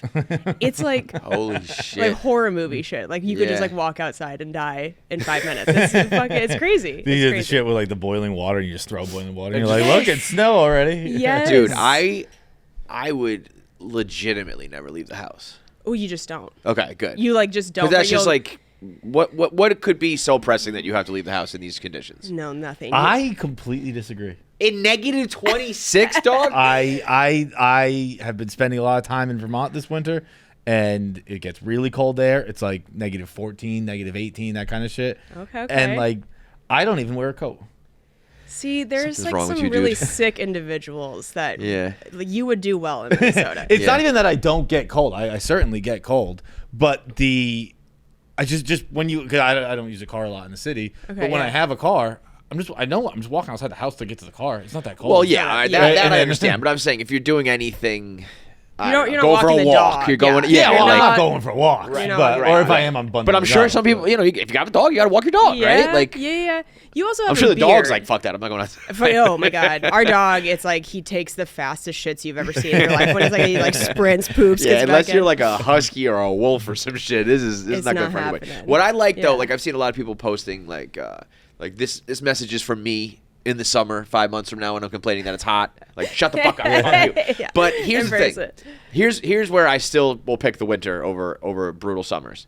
Yeah, Everybody agrees when it's -26, like we just said, you stay inside. yeah. Whereas when it's hot, people want you to be outside. Why aren't you at the beach? Why aren't you at the pool? Because it's oppressively hot out. And I don't want to be like, to me, Yeah. those are both extremes where you should be inside in the heat or you should be inside in the air conditioning. One of those things is like culturally acceptable. The other one is like you're a freak who stays inside in the summer. Right. It's also not acceptable to walk around naked outside. Right. Whereas in the Yeah. winter, it's like you can bundle and bundle and bundle. But if you get to a point in the summer where you're like, I'm dying, you can't. I don't even like wearing shorts. I think I look weird wearing shorts. But it's also like I was thinking about it very recently because I'm kind of at the end of winter. I'm pretty much You're done ready. with it. Yeah, Like, but that it's like the last 2 weeks, so I should be about done with it. And then it's gonna be spring and it's gonna be nice, and then I'll be done with that. I'll be like, I wish it was a little hotter.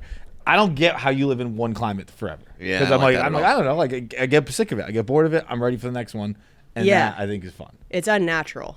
If you grew up in seasonal weather and you have like an actual 4 seasons and then you move somewhere else, because I lived in LA for 6 years, that's so weird to walk around Yeah. in a tank top in January. You're like, something's wrong Christmas, here. Christmas This and it's is- sunny. yeah, like, you oh, feel yeah. it's like you No. feel like you're supposed to go through that cycle. Yeah, I remember I went to college in Florida for a bit, and same thing. I'd be like, I don't like being in a t-shirt in January. This doesn't make any Weird. fucking sense to me. That's Yeah, not. yeah. I don't think it's the way like humans are intended to live.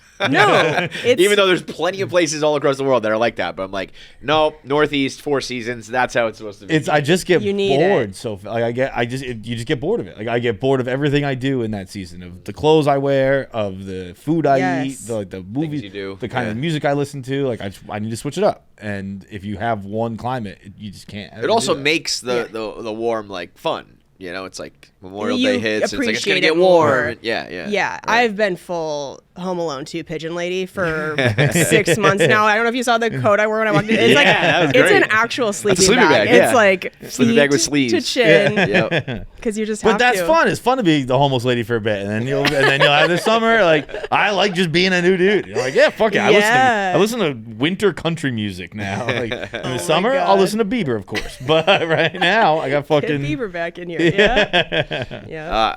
I was just saying as you came in here, so the new special's out, Mm-hmm. and it's on both Hulu and YouTube, which I don't think I've seen from anybody, any of the established Yeah. comics yet, which is an interesting. How did that come about? Because I feel like usually, whoever pays you or whatever streaming service takes it up wants like exclusivity. Right. And then I also feel like if you're trying to build your YouTube, you want everybody to go there. Right. So I'm sure there's positives and negatives to both of it, but it was interesting to see it on both platforms. Yeah, it's a new thing they're trying, and Meaning the they're- streaming services? Or that the comics? Hulu's trying. Hulu, Yeah, okay.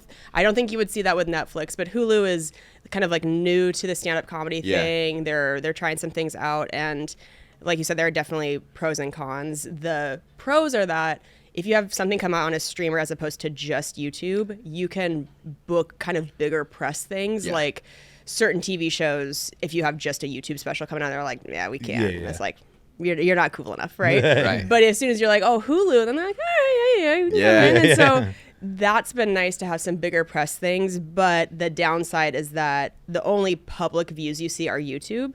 You don't get to see on Hulu Right. what that's gotten. So like compared to my special that came out 2 years ago on YouTube, that has like almost 4 million views now, and that was exclusively where people were watching. Right. So now the new one, it's been out for a week. It has like 300,000 views in a week, which listen, Hell it's yeah. great. Yeah. But I think just my ego, I'm like, Oh, but yeah. that's not like the true amount. Yeah, 'cause, like, I want to see the Hulu But you ones got to on think there. also the amount of people who new audience you're reaching, people who are Yes. they're seeing it on their Hulu and Yeah. Is all that that. 300K is out on Hulu or On YouTube. On YouTube. See. Yeah. First of all, I I watched it on Vimeo. So Oh, wow. Whoa. Add that. What the well, hell? I'm hipster saying- over here. You're not well, supporting either of them. No, I okay, watched it fine. last night. It was just like it was in the talent booking email, so like it had a password. Oh, so I didn't I realize it see, was I Sounds out like yet. a screener probably. Or whatever. Yeah. But the I'm just kidding. Thank you for watching. It's so nice that you watched it. I it's appreciate we're it. gonna get to it. It's really really funny. Thank you. But the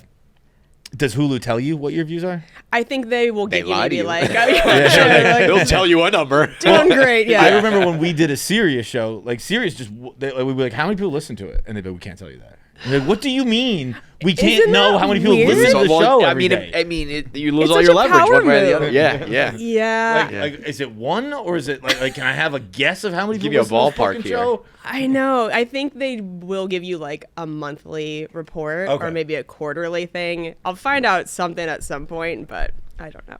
either way, I think ultimately for comics, you want those numbers wherever they are to translate into touring tickets. Yeah. Like you want people to come see you live. So I just tell myself like wherever people are seeing it is ultimately. Is that? Right. I mean, that has been kind of the model. Mm-hmm. Do you think it'll stay that way, or do you think?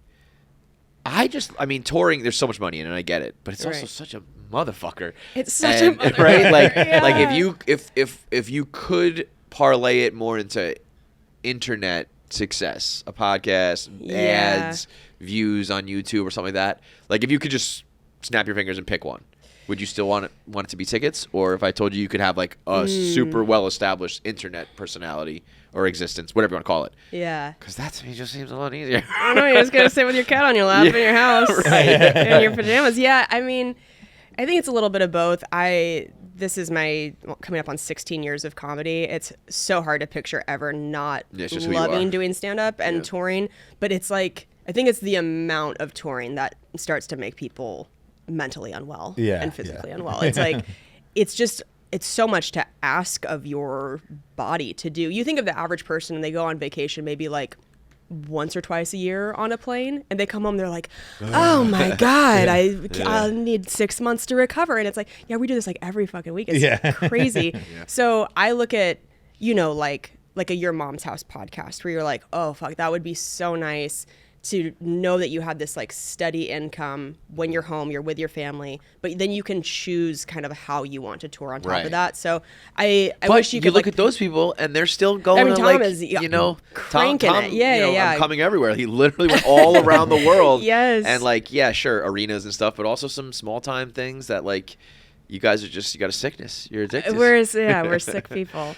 But yeah, I think the older, like, my boyfriend, Chad Daniels, also an amazing comic, like, we're both getting more to an age where you start to think like, okay, we actually enjoy like pickleball on a Tuesday. Like we get excited at the thought of like, what would retirement look like at some point? So yeah, I mean, I'm 35. It's different than even 28, 29. Like the travel does start to be a lot, but I've noticed that I'm 36 now, and I like to travel a lot, and I'm not doing stand up, but like I go away for the weekend a lot. Yeah, and I've started to notice. I was like, I don't think I can do weekends. You do stand up. Stop saying that, bro. You do stand up. But you do stand up now. No, but I'm not talking. I'm talking about like traveling, like okay, got like going away to like we were in LA. Like I did not sleep well in LA. Like when I go to Italy sometimes, like I'm fucking.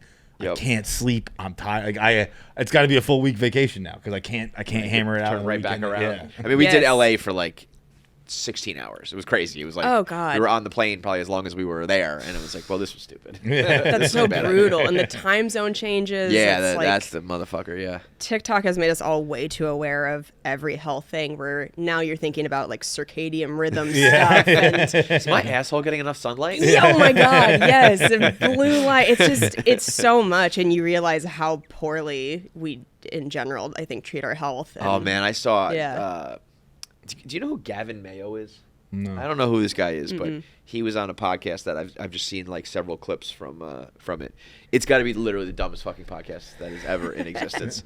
He was saying that water is not good for you. Oh, for the love of God. And that humans used to live to 900 because it says so in the Bible. And if you look at obituaries in London in like the 15, 16, 1700s, there were people who lived to 200. But when he was every clip I see him like, this guy's getting progressively fucking stupider. And he said, he was like, water, when you put things into water, it dissolves. So water is dissolving your body. It's a solvent and not hydrating you. And I was just like, This makes me so sad that everybody has access to the internet. Well, right. So, because my point being, like, I understand what you're saying, that, like, you're like, you're my circadian rhythm and all that, but, like, all that, half that's probably bullshit. Because there are people like this fucking guy telling us people water is not good for your body. Oh my God. Like, I think, so you never know, you know? Yeah, the circadian rhythm, it's like, you have to just try to do the best you can and everything in moderation. Wait, are you saying we never know about water? Yeah, I can't get on board with that stance where you're like, well, we got some other people saying stuff, so maybe it's all bullshit. Wait, it's like, when you're like, yeah, well, you never know. Like, are you? No. I'm saying that people will. You'll be like, oh, I learned this on the internet, and it's like, well, you listen to Gavin Mayo tell me that water is bad for you. So I'm saying that, like, even things that you think, like, I don't know, circadian rhythm sounds like a good idea. You got to like get outside in the morning. But also that might not be a fucking thing at all because I don't know. Like who you know. I think we have to trust Andrew Huberman's education a little bit more than Yeah, Gavin but you know what? Mayonnaise, that I whatever agree. this But fucking guy I is. learned the other day that like the whole ice bath like explosion was based on like one study where there was like 10 subjects. Okay. And it was like, this one person like, I don't know, healed a little bit better. And now there's like this whole industry that these people like tracked it all the way back to one study that really doesn't like the hold cold any plunge water. stuff? Yes. Oh, okay. Yeah, I actually And- saw that too. Yeah. It was like one study of 18 people, and like it wasn't Like clear. 4 people It wasn't got clear better. that it like actually had benefits. Yeah. and It's like Dope Sick. When they trace all that back, like, have you seen the show Dope Sick on Hulu? On Hulu, very Hey, good. yeah. Check it out. It's a Kelsey special. It's about Purdue Pharma and all that stuff. Okay. And like how they were, and how the invention of OxyContin and the opioid crisis and all that shit. And they trace back like how Purdue was saying that it's not addictive because they had a study where it didn't.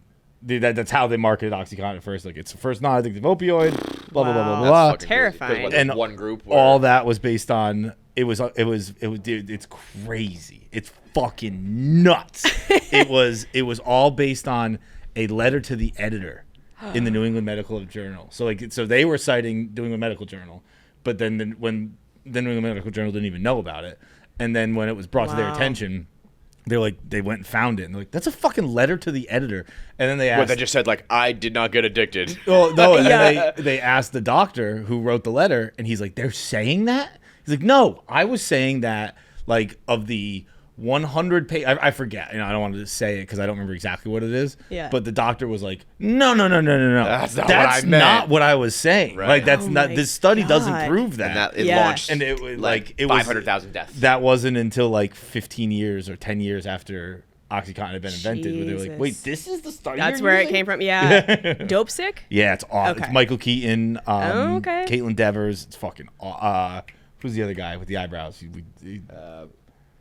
Oh, Eugene Levy? Yes. No. Oh, The kid when you with said the guy with the eyebrows, that's what I. the kid I brought the cake for.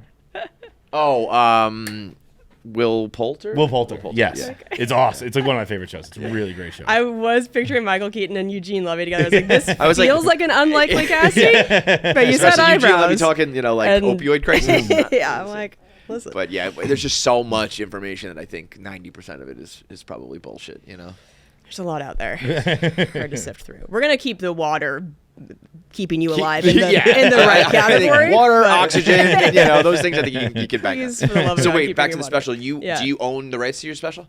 Yes. Okay. Yeah. And so it's almost like a licensing thing, like they get to put it up for a year or whatever, or is it in Yeah. perpetuity or? They did that with The Hustler, my special that came out 2 years ago, where it started on YouTube, and then I think it was after maybe like a year or so, then they licensed it and added it to Hulu as well. But it had kind of had its initial like big time on Yeah, YouTube. right. So yeah, this is new, where it's like they both came out the same day on Hulu and YouTube, and I don't know. Dude, to get 300,000 views when there's probably a big chunk of people watching it on a streaming platform, yeah, it's still pretty good. Thank I'd you. be pretty I proud know. of that one. It's been a good week. I'm Yeah. like, you know what, this is nice. So Yeah, that's awesome. thank you. Yeah. What what was like the tipping point in your career? Do you feel like? Do you have a set or a special or a viral video or something?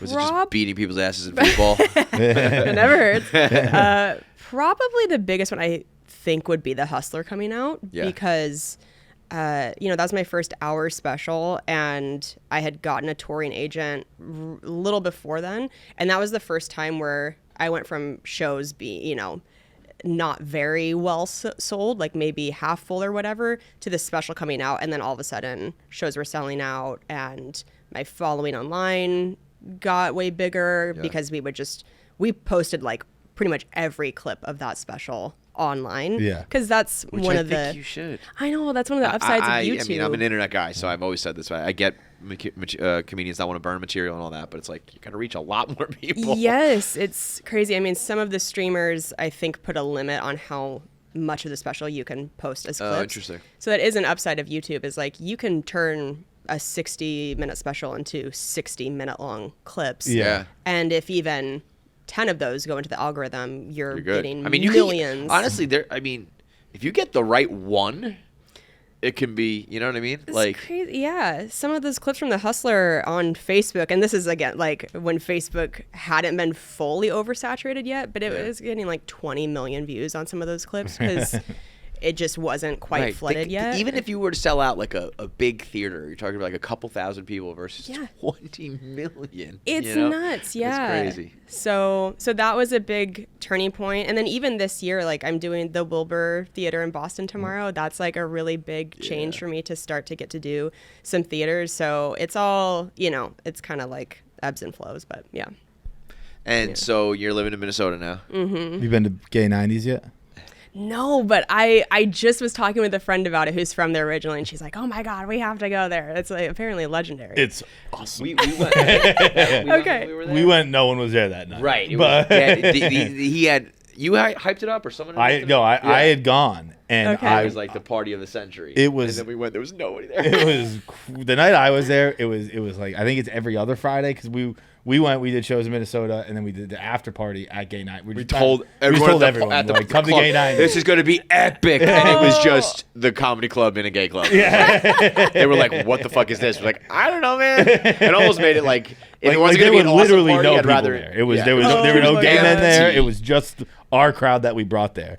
But the night I'd gone, staff was like, "What the fuck is Barstool this?" takes over Gay 90s. What a funny. But it was the thing night to I'd picture. gone was fucking kink night or something like that, and it was. I feel like every night's King Night at the Gay 90s Dude, club. but everyone was in,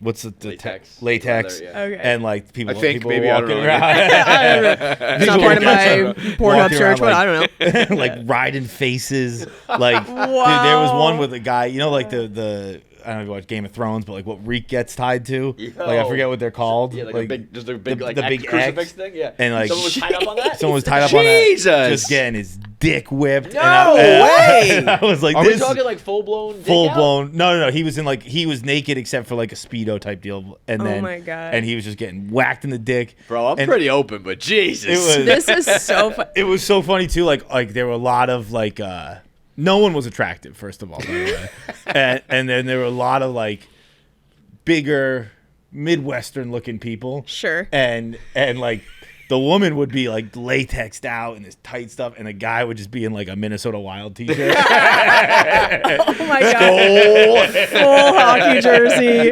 dipping. Oh my God. Hilarious. There were like five to seven couples like that where it's like I can't tell who does not want to be here right now. Yeah. It's like, babe, I really wish you had a different kink than this. Oh my God. Yeah, that's that's so funny. funny to That's picture. good. When we first moved Chad and I to Minnesota, we lived Wait, not- he's not from Minnesota? Oh, I'm sorry.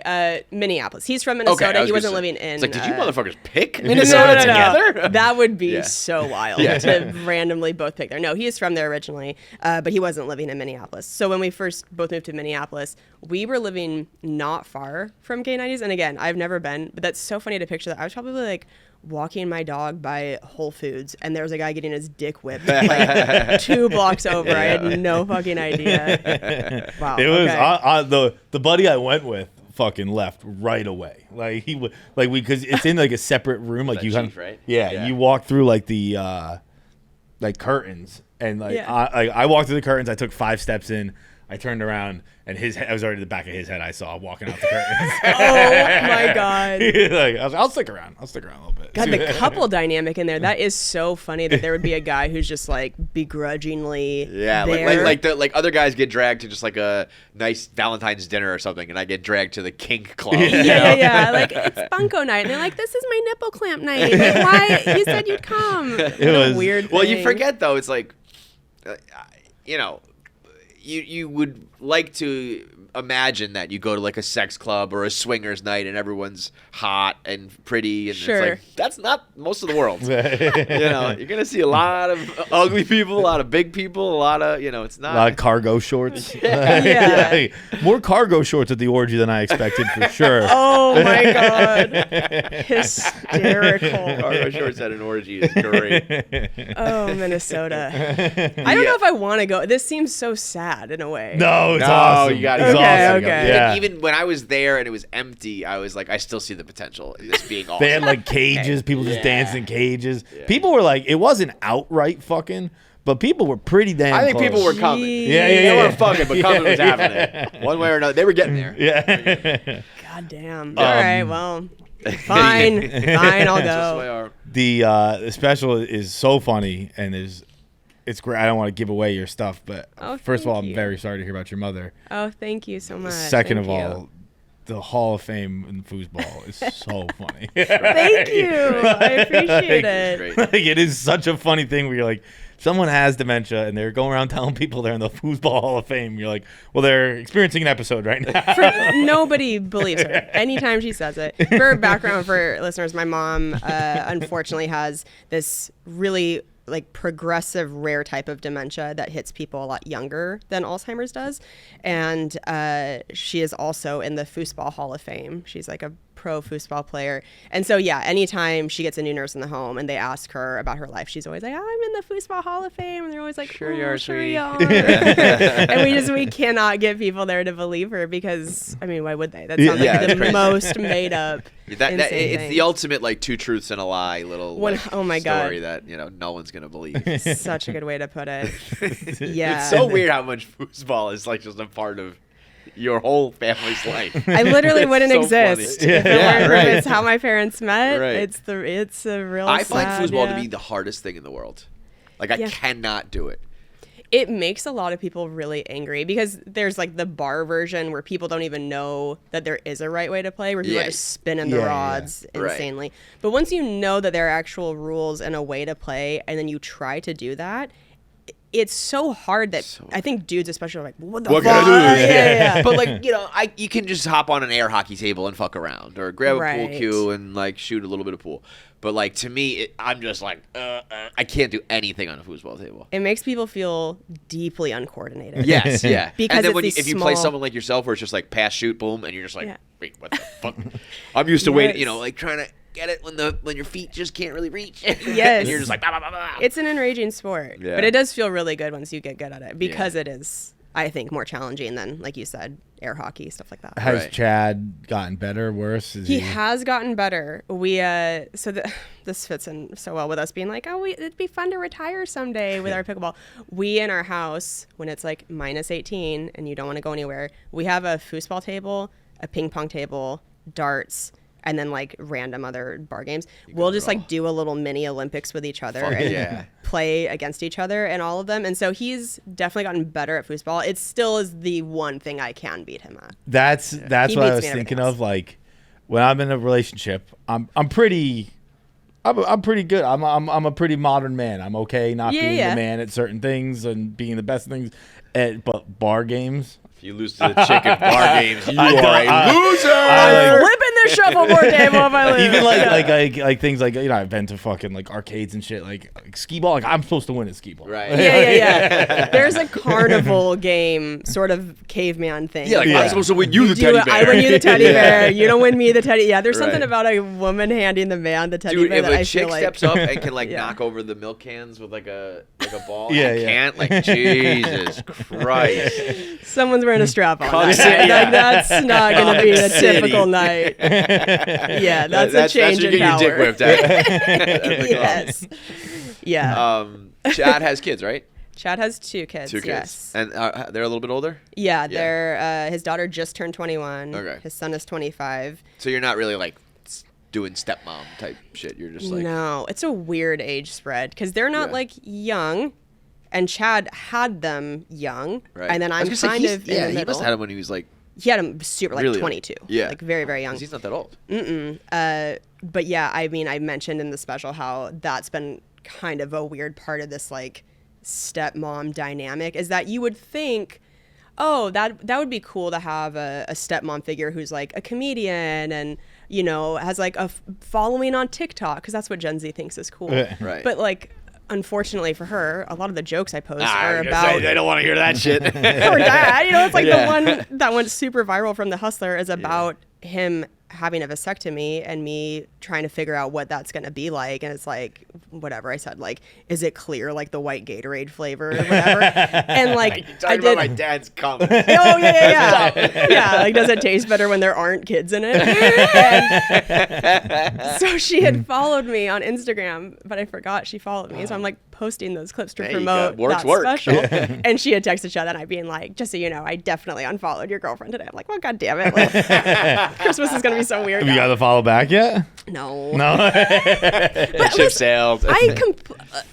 I think if you put yourself in her position, like if I saw my stepmom even make out with my dad, I'd be like, cut her tongue out. Handmaid's Tale her, like get her out of here. You never want to see your parents in a sort of sexual light at all. If she was like, oh, this is great, I'd be like, maybe let's get like a therapy session going because you shouldn't be. I even feel like into step parents is not as much of a thing as it once was. Like, what do you mean? Like calling like, somebody. Oh, like, yeah, I feel like kids will just be like, that's so-and-so, and they're my mom's husband or my dad's girlfriend or whatever, rather than be like, that's my stepmom. And you can you can still have a good relationship with them, but just, I think it's weird. It feels weirder now than it did, like, back then. I don't know if it's because of movies and, like, evil stepmother type, like, things, you know? But to me, that almost has a bad connotation. I feel like people don't really even, like, use it as much as they did in the past. I totally agree. I would understand if his kids never called me their stepmom, if they would just call you by your name. And, It's like... It's a weird thing. And like coming into their life so much later too, where it's like they don't need a stepmom. Like they have a great relationship with their mom. Right. I feel like I'm just this bonus figure who like buys her lip gloss at Christmas. You know what I mean? It's like, well, that's what I mean. That's like if you play like that, like it's an extra bonus for these kids. Yeah, you know what I mean? It's just I don't know. And it's like you don't really you're never gonna like. Well, they're older, but it's like. In other cases, like they're not really gonna discipline them. It's kind of like having like the fun aunt or uncle around. You know what I mean? It's like you can come to me, I'll buy a beer or whatever. I don't know, like that kind of shit. I think his son thinks I'm like what I do is cool and is like, oh, that's cool. That's my dad's girlfriend. But I think sons, it's different. They're not quite as territorial of a dad as the daughter is. Yeah. Sure. So I knew that she was never gonna be stoked about me posting jokes about blowing her dad. It's like, why would she be? That's like a really weird thing. So you saying that the Chad's son thinks that like it's cool. It reminds me of a clip I saw of Seinfeld recently talking about the 70s. I think he was talking about New York specifically, but kind of just the world, where he was talking about how then he's like money. He's like, I don't know. It's funny to hear Seinfeld explaining this, but he was talking about he didn't know when money became important. And again, it's funny from a billionaire. For real, yeah. But he's like coming up in the 70s, it was like, was your job cooler? Then you won. He's like, money didn't really come up. It was just like, you have a cooler job. You're doing cooler than me. You're doing better than me. And I was like, that's a weird thing. Yeah, I mean, we're not in that time, no. Right? I feel like it's always been about that pressure, especially from like parents of like, are you going to make enough money? Are you going to be able to take care of yourself? And the spoiler alert, no. Like spoiler alert, hey guys, no one can make enough money. There is not enough money. Everyone has 4 jobs. None of them make any money. Yeah.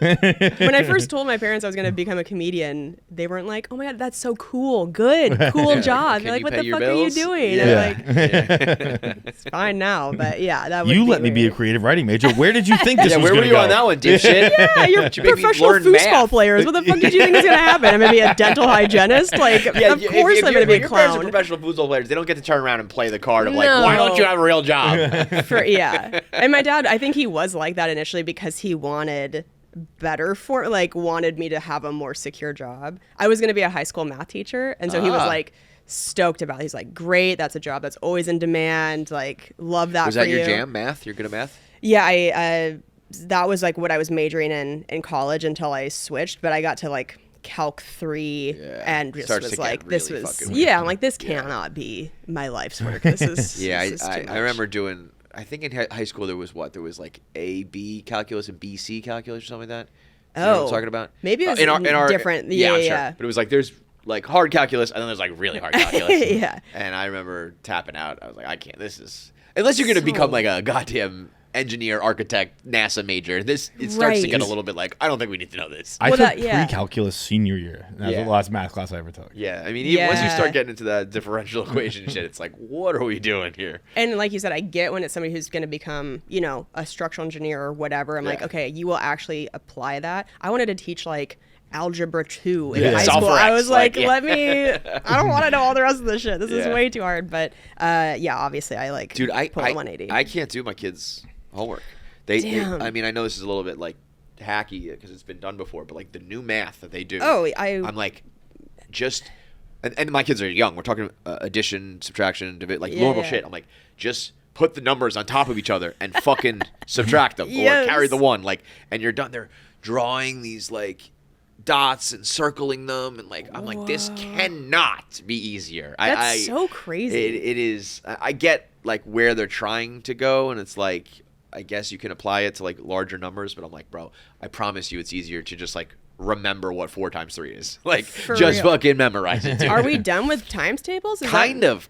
They're really like not just told to memorize them. They're like, you break this out and do that, and then add them together, and it's like, that was 5 extra steps, dude. That feels so wrong. And I also can't help them. I don't know the terms they use. I'm like, I don't know what that means. I can't do your homework for you. I'm sorry.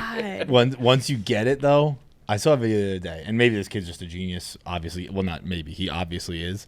It was a kid setting the new Guinness Book of World Records for adding up the most 4-digit numbers in 60 seconds. It's one of the craziest videos I've ever seen. Like and he's doing new math to do it. I also feel like that guy's probably like a savant. He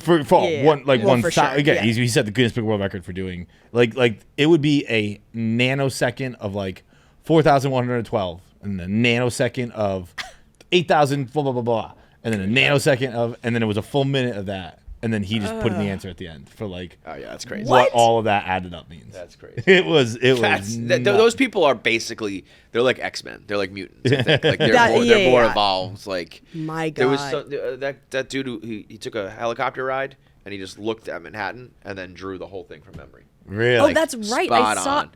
I was like, this is... Some people are really built different. Yeah. And like, there's that German game show. You ever see that on Instagram? No. There's this German game show that I follow. I think it's basically all just autistic kids on the show. Okay. But they'll like... It's like this circle that just has like a bunch of like random dots, right? Mm-hmm. And then there's like a little sliver that you can see that just kind of goes around like a clock. And she can like pick out which dot is like different. Something like so... And she just goes around. She goes, stop. And it's there like every time. And it's like I can't even figure out what the answer is, let alone get it right. You know? Oh my God. Yeah, those brains are just. Do you guys ever play darts where you play like 301 or 501 where you're hitting points and then subtracting from that? You know what I'm talking about? I could barely follow those. Dude, I break out in like such a flop sweat trying to just do subtraction like fast subtraction. I would die. It's a good thing I didn't become a high school math teacher. I play darts baseball. And I don't even know that's a real thing or something just like me and my dad Single, double, triple, that kind of shit. Yeah. Okay. I used to just think like, you're trying to hit the middle, right? Like it's a bullseye. Learning that there was like a actual scoring to it was hard enough for me. We're subtracting and all that shit. Oh, yeah. Thank you, man. I don't know if there's a location here. Have you guys heard of Flight Club? Yeah. Okay. No, sorry. This is a dart chain. Okay, I know what you're talking about too. Yeah. It's like Topgolf, but for darts. Yeah. It's and like so spin for fucking fun. Table tennis. I think there might be, I think there might be one in New York. Chad and I played in London for the first time at the end of last year, and then looked in their locations in the US. If you see one, do it. It's the greatest time. Really? It's so much fun. Yeah, it's great. They're doing that with basketball too. They're making Topgolf for basketball. Oh, I saw. I don't know quite how that really works. If it's like. Yeah, you're basically renting a court and playing like, are you playing with other people? Or are you playing with like just? But I think it's just like court after court after court. The way it's like. Yeah, I haven't seen it, but like I see it as like those little stalls of just like half court. Yeah. Okay. And then you get to play half court. I would love that. Yeah. We need a foosball one. Yeah. Take over my life. That will get my retirement going. That's what I need. Do you think, I mean, is there enough of a market? Like, if there is any sort of business of foosball, you should probably be the person to do it, no?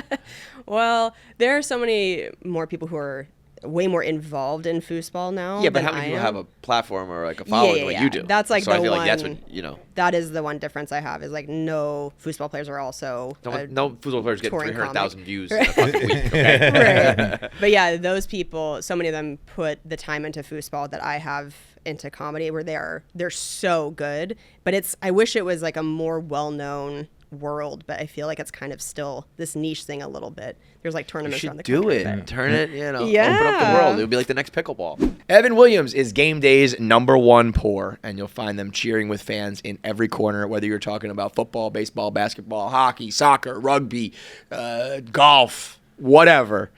Evan Williams is there. They don't play favorites. They don't pick sides. from the center court to the gridiron and everywhere in between. If you are a fan of Kentucky's first distiller, you should consider yourself a part of Bourbon Nation, known for its smooth, approachable profile featuring caramel, vanilla, and oak with hints of spice and sweetness. That's the jam right there. Caramel, vanilla, oak, spice, and sweetness. That's a good combo. It works well whether you're sipping it straight, whether it's on the rocks. You can use it as a base for your cocktails, like the old-fashioned. Anywhere you're drinking bourbon and whiskey, you should be Evan Williams, which is Game Day's #1 pour. Buy now, join Bourbon Nation, and enjoy responsibly. Evan Williams.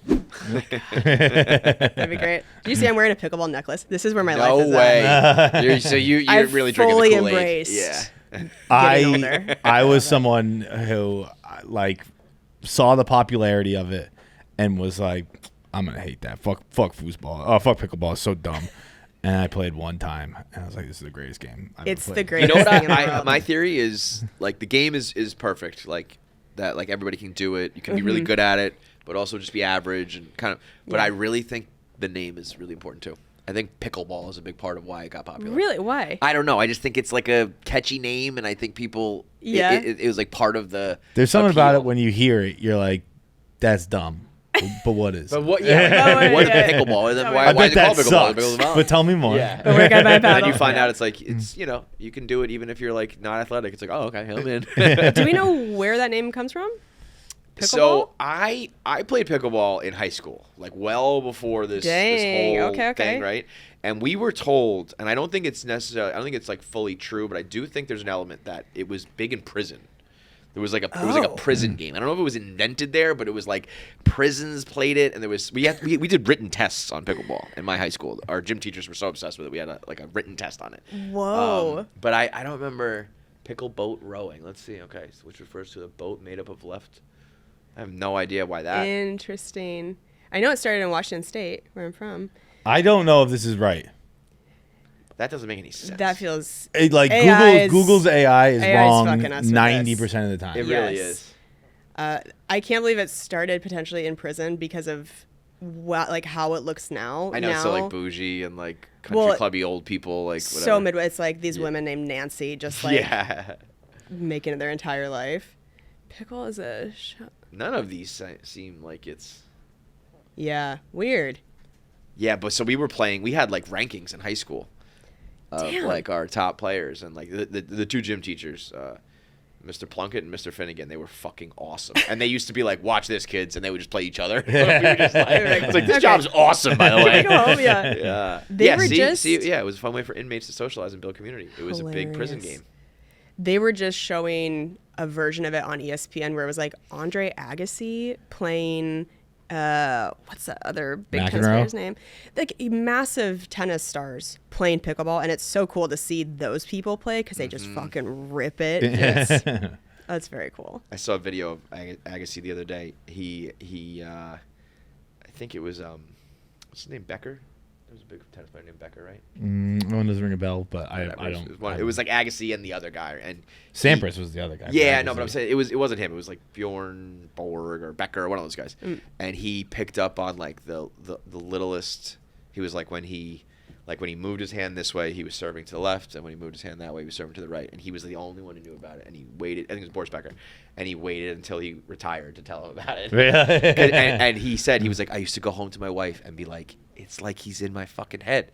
Like he's the only guy I can't like beat. And it was something so subtle. I can't remember what the tick was, but it was like it was something that you would not think would impact your serve like at all in any way. And he somehow picked up on it. I'm like, those are brains that operate in a different way. You're across the court, like just noticing like the way he scratches his nose or some shit. You know, That is a shit funny like thing that. with sports where like I think because athletes are so incredibly fit and all that stuff and like so all these better things than us that we have to assume they're dumb just because like oh yeah, like it's just like they're dumb. They must be like we have to be better than them at something. It's like no, they're also they're better at you fucking at everything. geniuses. Yes. Like maybe not at math, maybe not at but like they're Right. fucking geniuses at what they're doing. Right. It's crazy. I was not a big football fan until I moved to Minnesota, and Chad's been like a lifelong Vikings fan. So I got more on board, and then they had the quarterback series come out on Netflix, and that I had been so ignorant before then about everything that goes into being an NFL quarterback. I'm like, Jesus Christ, this is a lot. Quarterback's nuts. Quarterback is crazy. I feel like Yeah. if you put the commitment of being a quarterback into like almost any other field, you would be super successful in that too. There was For a real. clip the other day, like 2 weeks ago, of Brady on Colin Cowherd's show. When you talking about the Chiefs? No, he's just about like him, and it was so sick where he was just like, I wasn't the fastest, I wasn't the whatever. He's like, but I did not snap the ball unless I knew where everyone on the other team was going. Mm-hmm. He's like I wouldn't snap the ball. Like if they were in a formation I didn't understand, I'd call timeout. I did not. But I knew every formation. That's crazy. I knew everything. I knew where my guys would be because that's the benefit of knowing plays. I Yeah. knew where their guys would be because I knew what they were doing. And if my guys weren't going to be open, I just called timeout. And then he's like, that was my superpower. He's like, Timeouts. I That's knew funny. what they were doing At all times. Yeah, it's pretty easy. It's a much easier game when you know where everyone's going to be at all times. Wait, it's like, how do you keep track of that? Yeah. I know, the playbooks 11 and, guys, like- 22 guys running all Yeah. over the place. You're like, I know where all of them will be. And you have other guys, coordinators on the other side whose entire job is to figure out how to trick you. Yeah. Yes. And they're not good enough at it.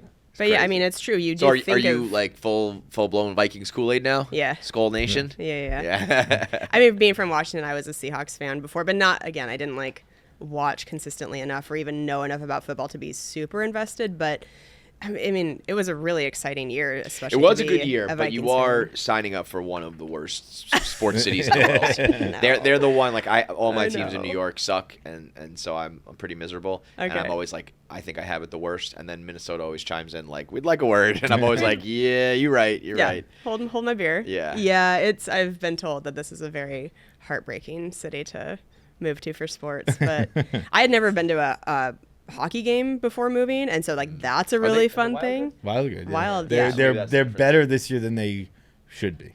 Yeah. They're like That I might be think because Minnesota hockey is, if they're going to be good at one thing, The it's hockey that, state, right? yeah. The- Timberwolves are fun. Timberwolves, Timberwolves are good, the Wild are like, I think that they're going through a thing right now where they're like, it's one of those like, wait, are we good? Like we're not supposed to What's be good, happening? but why do we keep winning? Like this was not in our plans this season to be a good Yeah. team. What the fuck? Like, do we have to buy the deadline now? Like Yeah. they're kind of in a weird thing. They had that time I went to Gay 90s was we had like a charity event with the Wild. Okay. And to this day, it's still one of the most disrespectful things ever said to me. The Matt Boldy, who plays for the Wild, Yeah. and actually plays for Team USA, he'll be playing tonight. But he's, I don't know if you know him, but he's like 21, 22. He's crazy young, but he's like a stud. He's Yeah. already gotten his big contract, all this stuff. And he invited me and one of the guys who work here out. He's like, "Oh, come to the bar with us tonight. Like, it'll be a good time." Yeah. And we're like, "Yeah, like, we'll come." He's like, "It'll be mostly guys my age, but like you guys will have fun too." and I was like, "Whoa, I didn't realize that." Officially like, old enough for it that, was huh? one of those. All right. Oh my god. I saw they declared 30. I don't know who they is. Or, whatever, science or some shit. They declared 35 is now called mid adulthood. I'll take that. That's fine. Yeah, I'll I almost like- think that actually made me like feel better. I mean, I blew past that now, but like midlife crisis. I'm too young for that, but like mid adulthood is Yeah. kind of where Yeah, you're that at. feels right. Yeah, you call me mid-adult. Yeah, I'm fine being a Yeah. mid-adult Yeah, for sure. right. Yeah, 'cause it sounds like I'm not even supposed to be there yet. Yeah, yeah. Like, he's not even a fully an adult. He's a mid-adult. You're like, all right, yeah, I'll take that. Oh my god. I'm 40 in like a couple weeks, and it is wrecking me. Oh my god. I've never cared about an age ever, and I'm like, 40 is almost 60, and 60 is almost dead. That's what's going through my brain at all times now. 40 is a pronounced. 40 with yeah. 2 kids is 60. How old are your kids? 7 and 9. Okay. It's all normal and reasonable. You know what I think the problem is you live here. And Yeah, it's just like, yeah. they're just 20-year-olds everywhere. Yeah.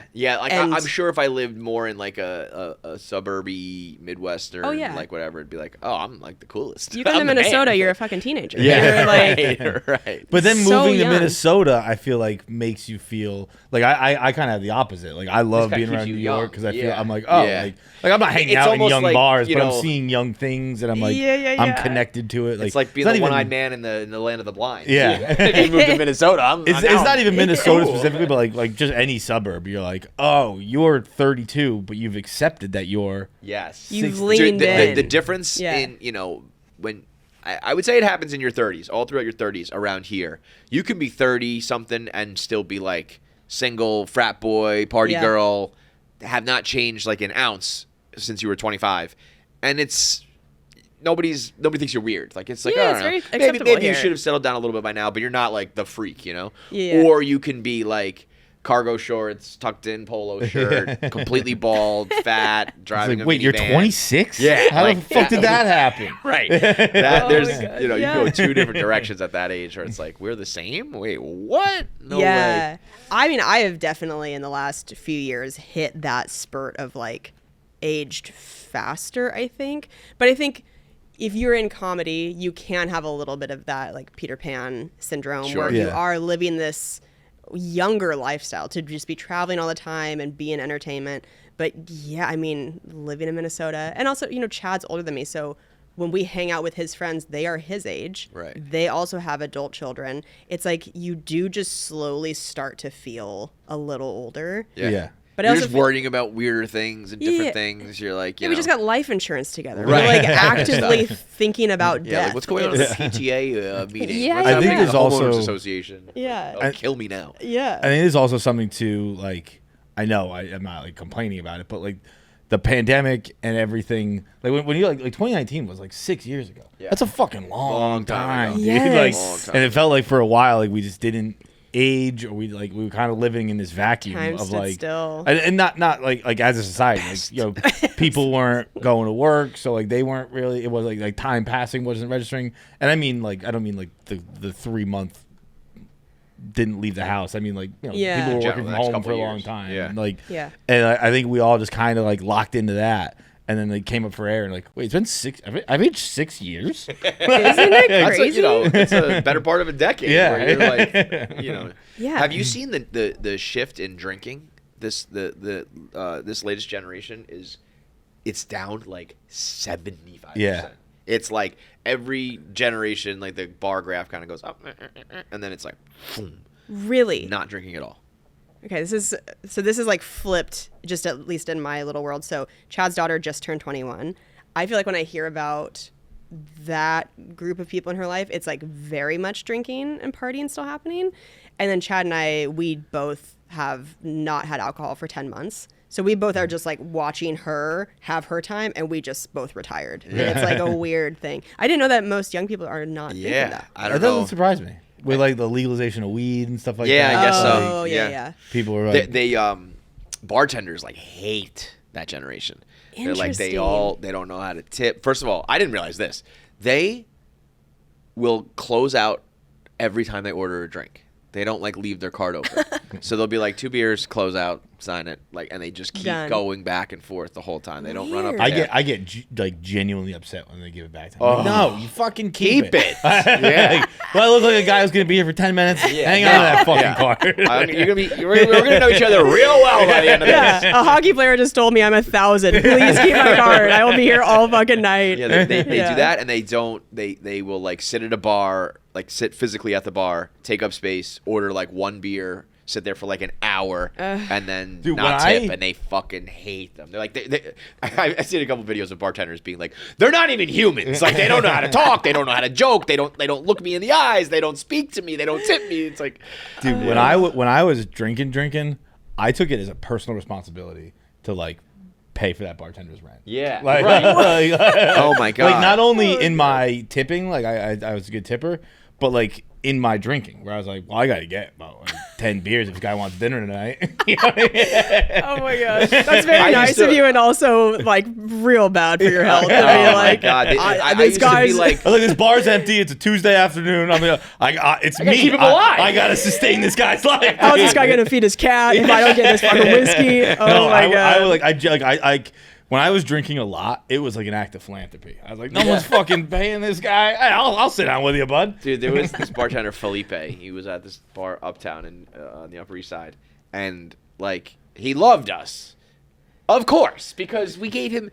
he would give us like really cheap drinks, but he was definitely coming out. I was still spending more money with the amount I would tip him. Yeah, yeah. It's Right, like, just yeah. charge me regular price and don't make me feel beholden to you. You know. Yeah. And we would follow him on social media, and we would see like his son got new turntables, and they're all wearing Jordans, and they bought like a new my house, God. and I was like, I think we're tipping too much. I bought that for him. Yeah, right. Yeah, I'm subsidizing this guy's life. And all because I would love the feeling of like when you walk in, like he would be like, get up, move. Like, Yeah. here you go, sir. And I was like, Yeah, that's great. worth it. Yeah, like Right. I got Like a the bartender prince. knows me. Yeah, I'm like, it's Yeah. like, cheers, man. Do you think the younger generation isn't drinking because of the same stuff we were talking about earlier with like the health stuff on TikTok and just that it's more, I feel like more information has been coming out lately about alcohol and like its actual effects on you. Turns and out it's bad to poison your body. It's like so weird. Yeah, I mean, don't- that was another thing I was too dumb to get. I didn't get it. what? I didn't get it was bad for you. Drinking? Yeah. Like I would be like, I'd be like, well, yeah, I'm poisoning it right now, but then I'm gonna pee. But then and I'm it's done. It'll be fine. gone. Like Yeah, it's no. gone. To be fair, our generation had no education on this. Right. There was Yeah. no like, But you know what? I also feel like, I would rather find out that my kids are like sneaking around drinking beer and like doing some shots than like doing ketamine. yeah. well, yeah, You know, and like for I feel like sure, everything I yeah. see on TikTok is like, oh, it's a great for like it's an antidepressant and it's like opening your mind, and it's like I feel like steady doing ketamine is not a good idea. Call me old fashioned. Ketamine, Yeah. if you're listening to this, though, ketamine does rock. Kids, ketamine's great. If you're on the fence, like it's fucking sick.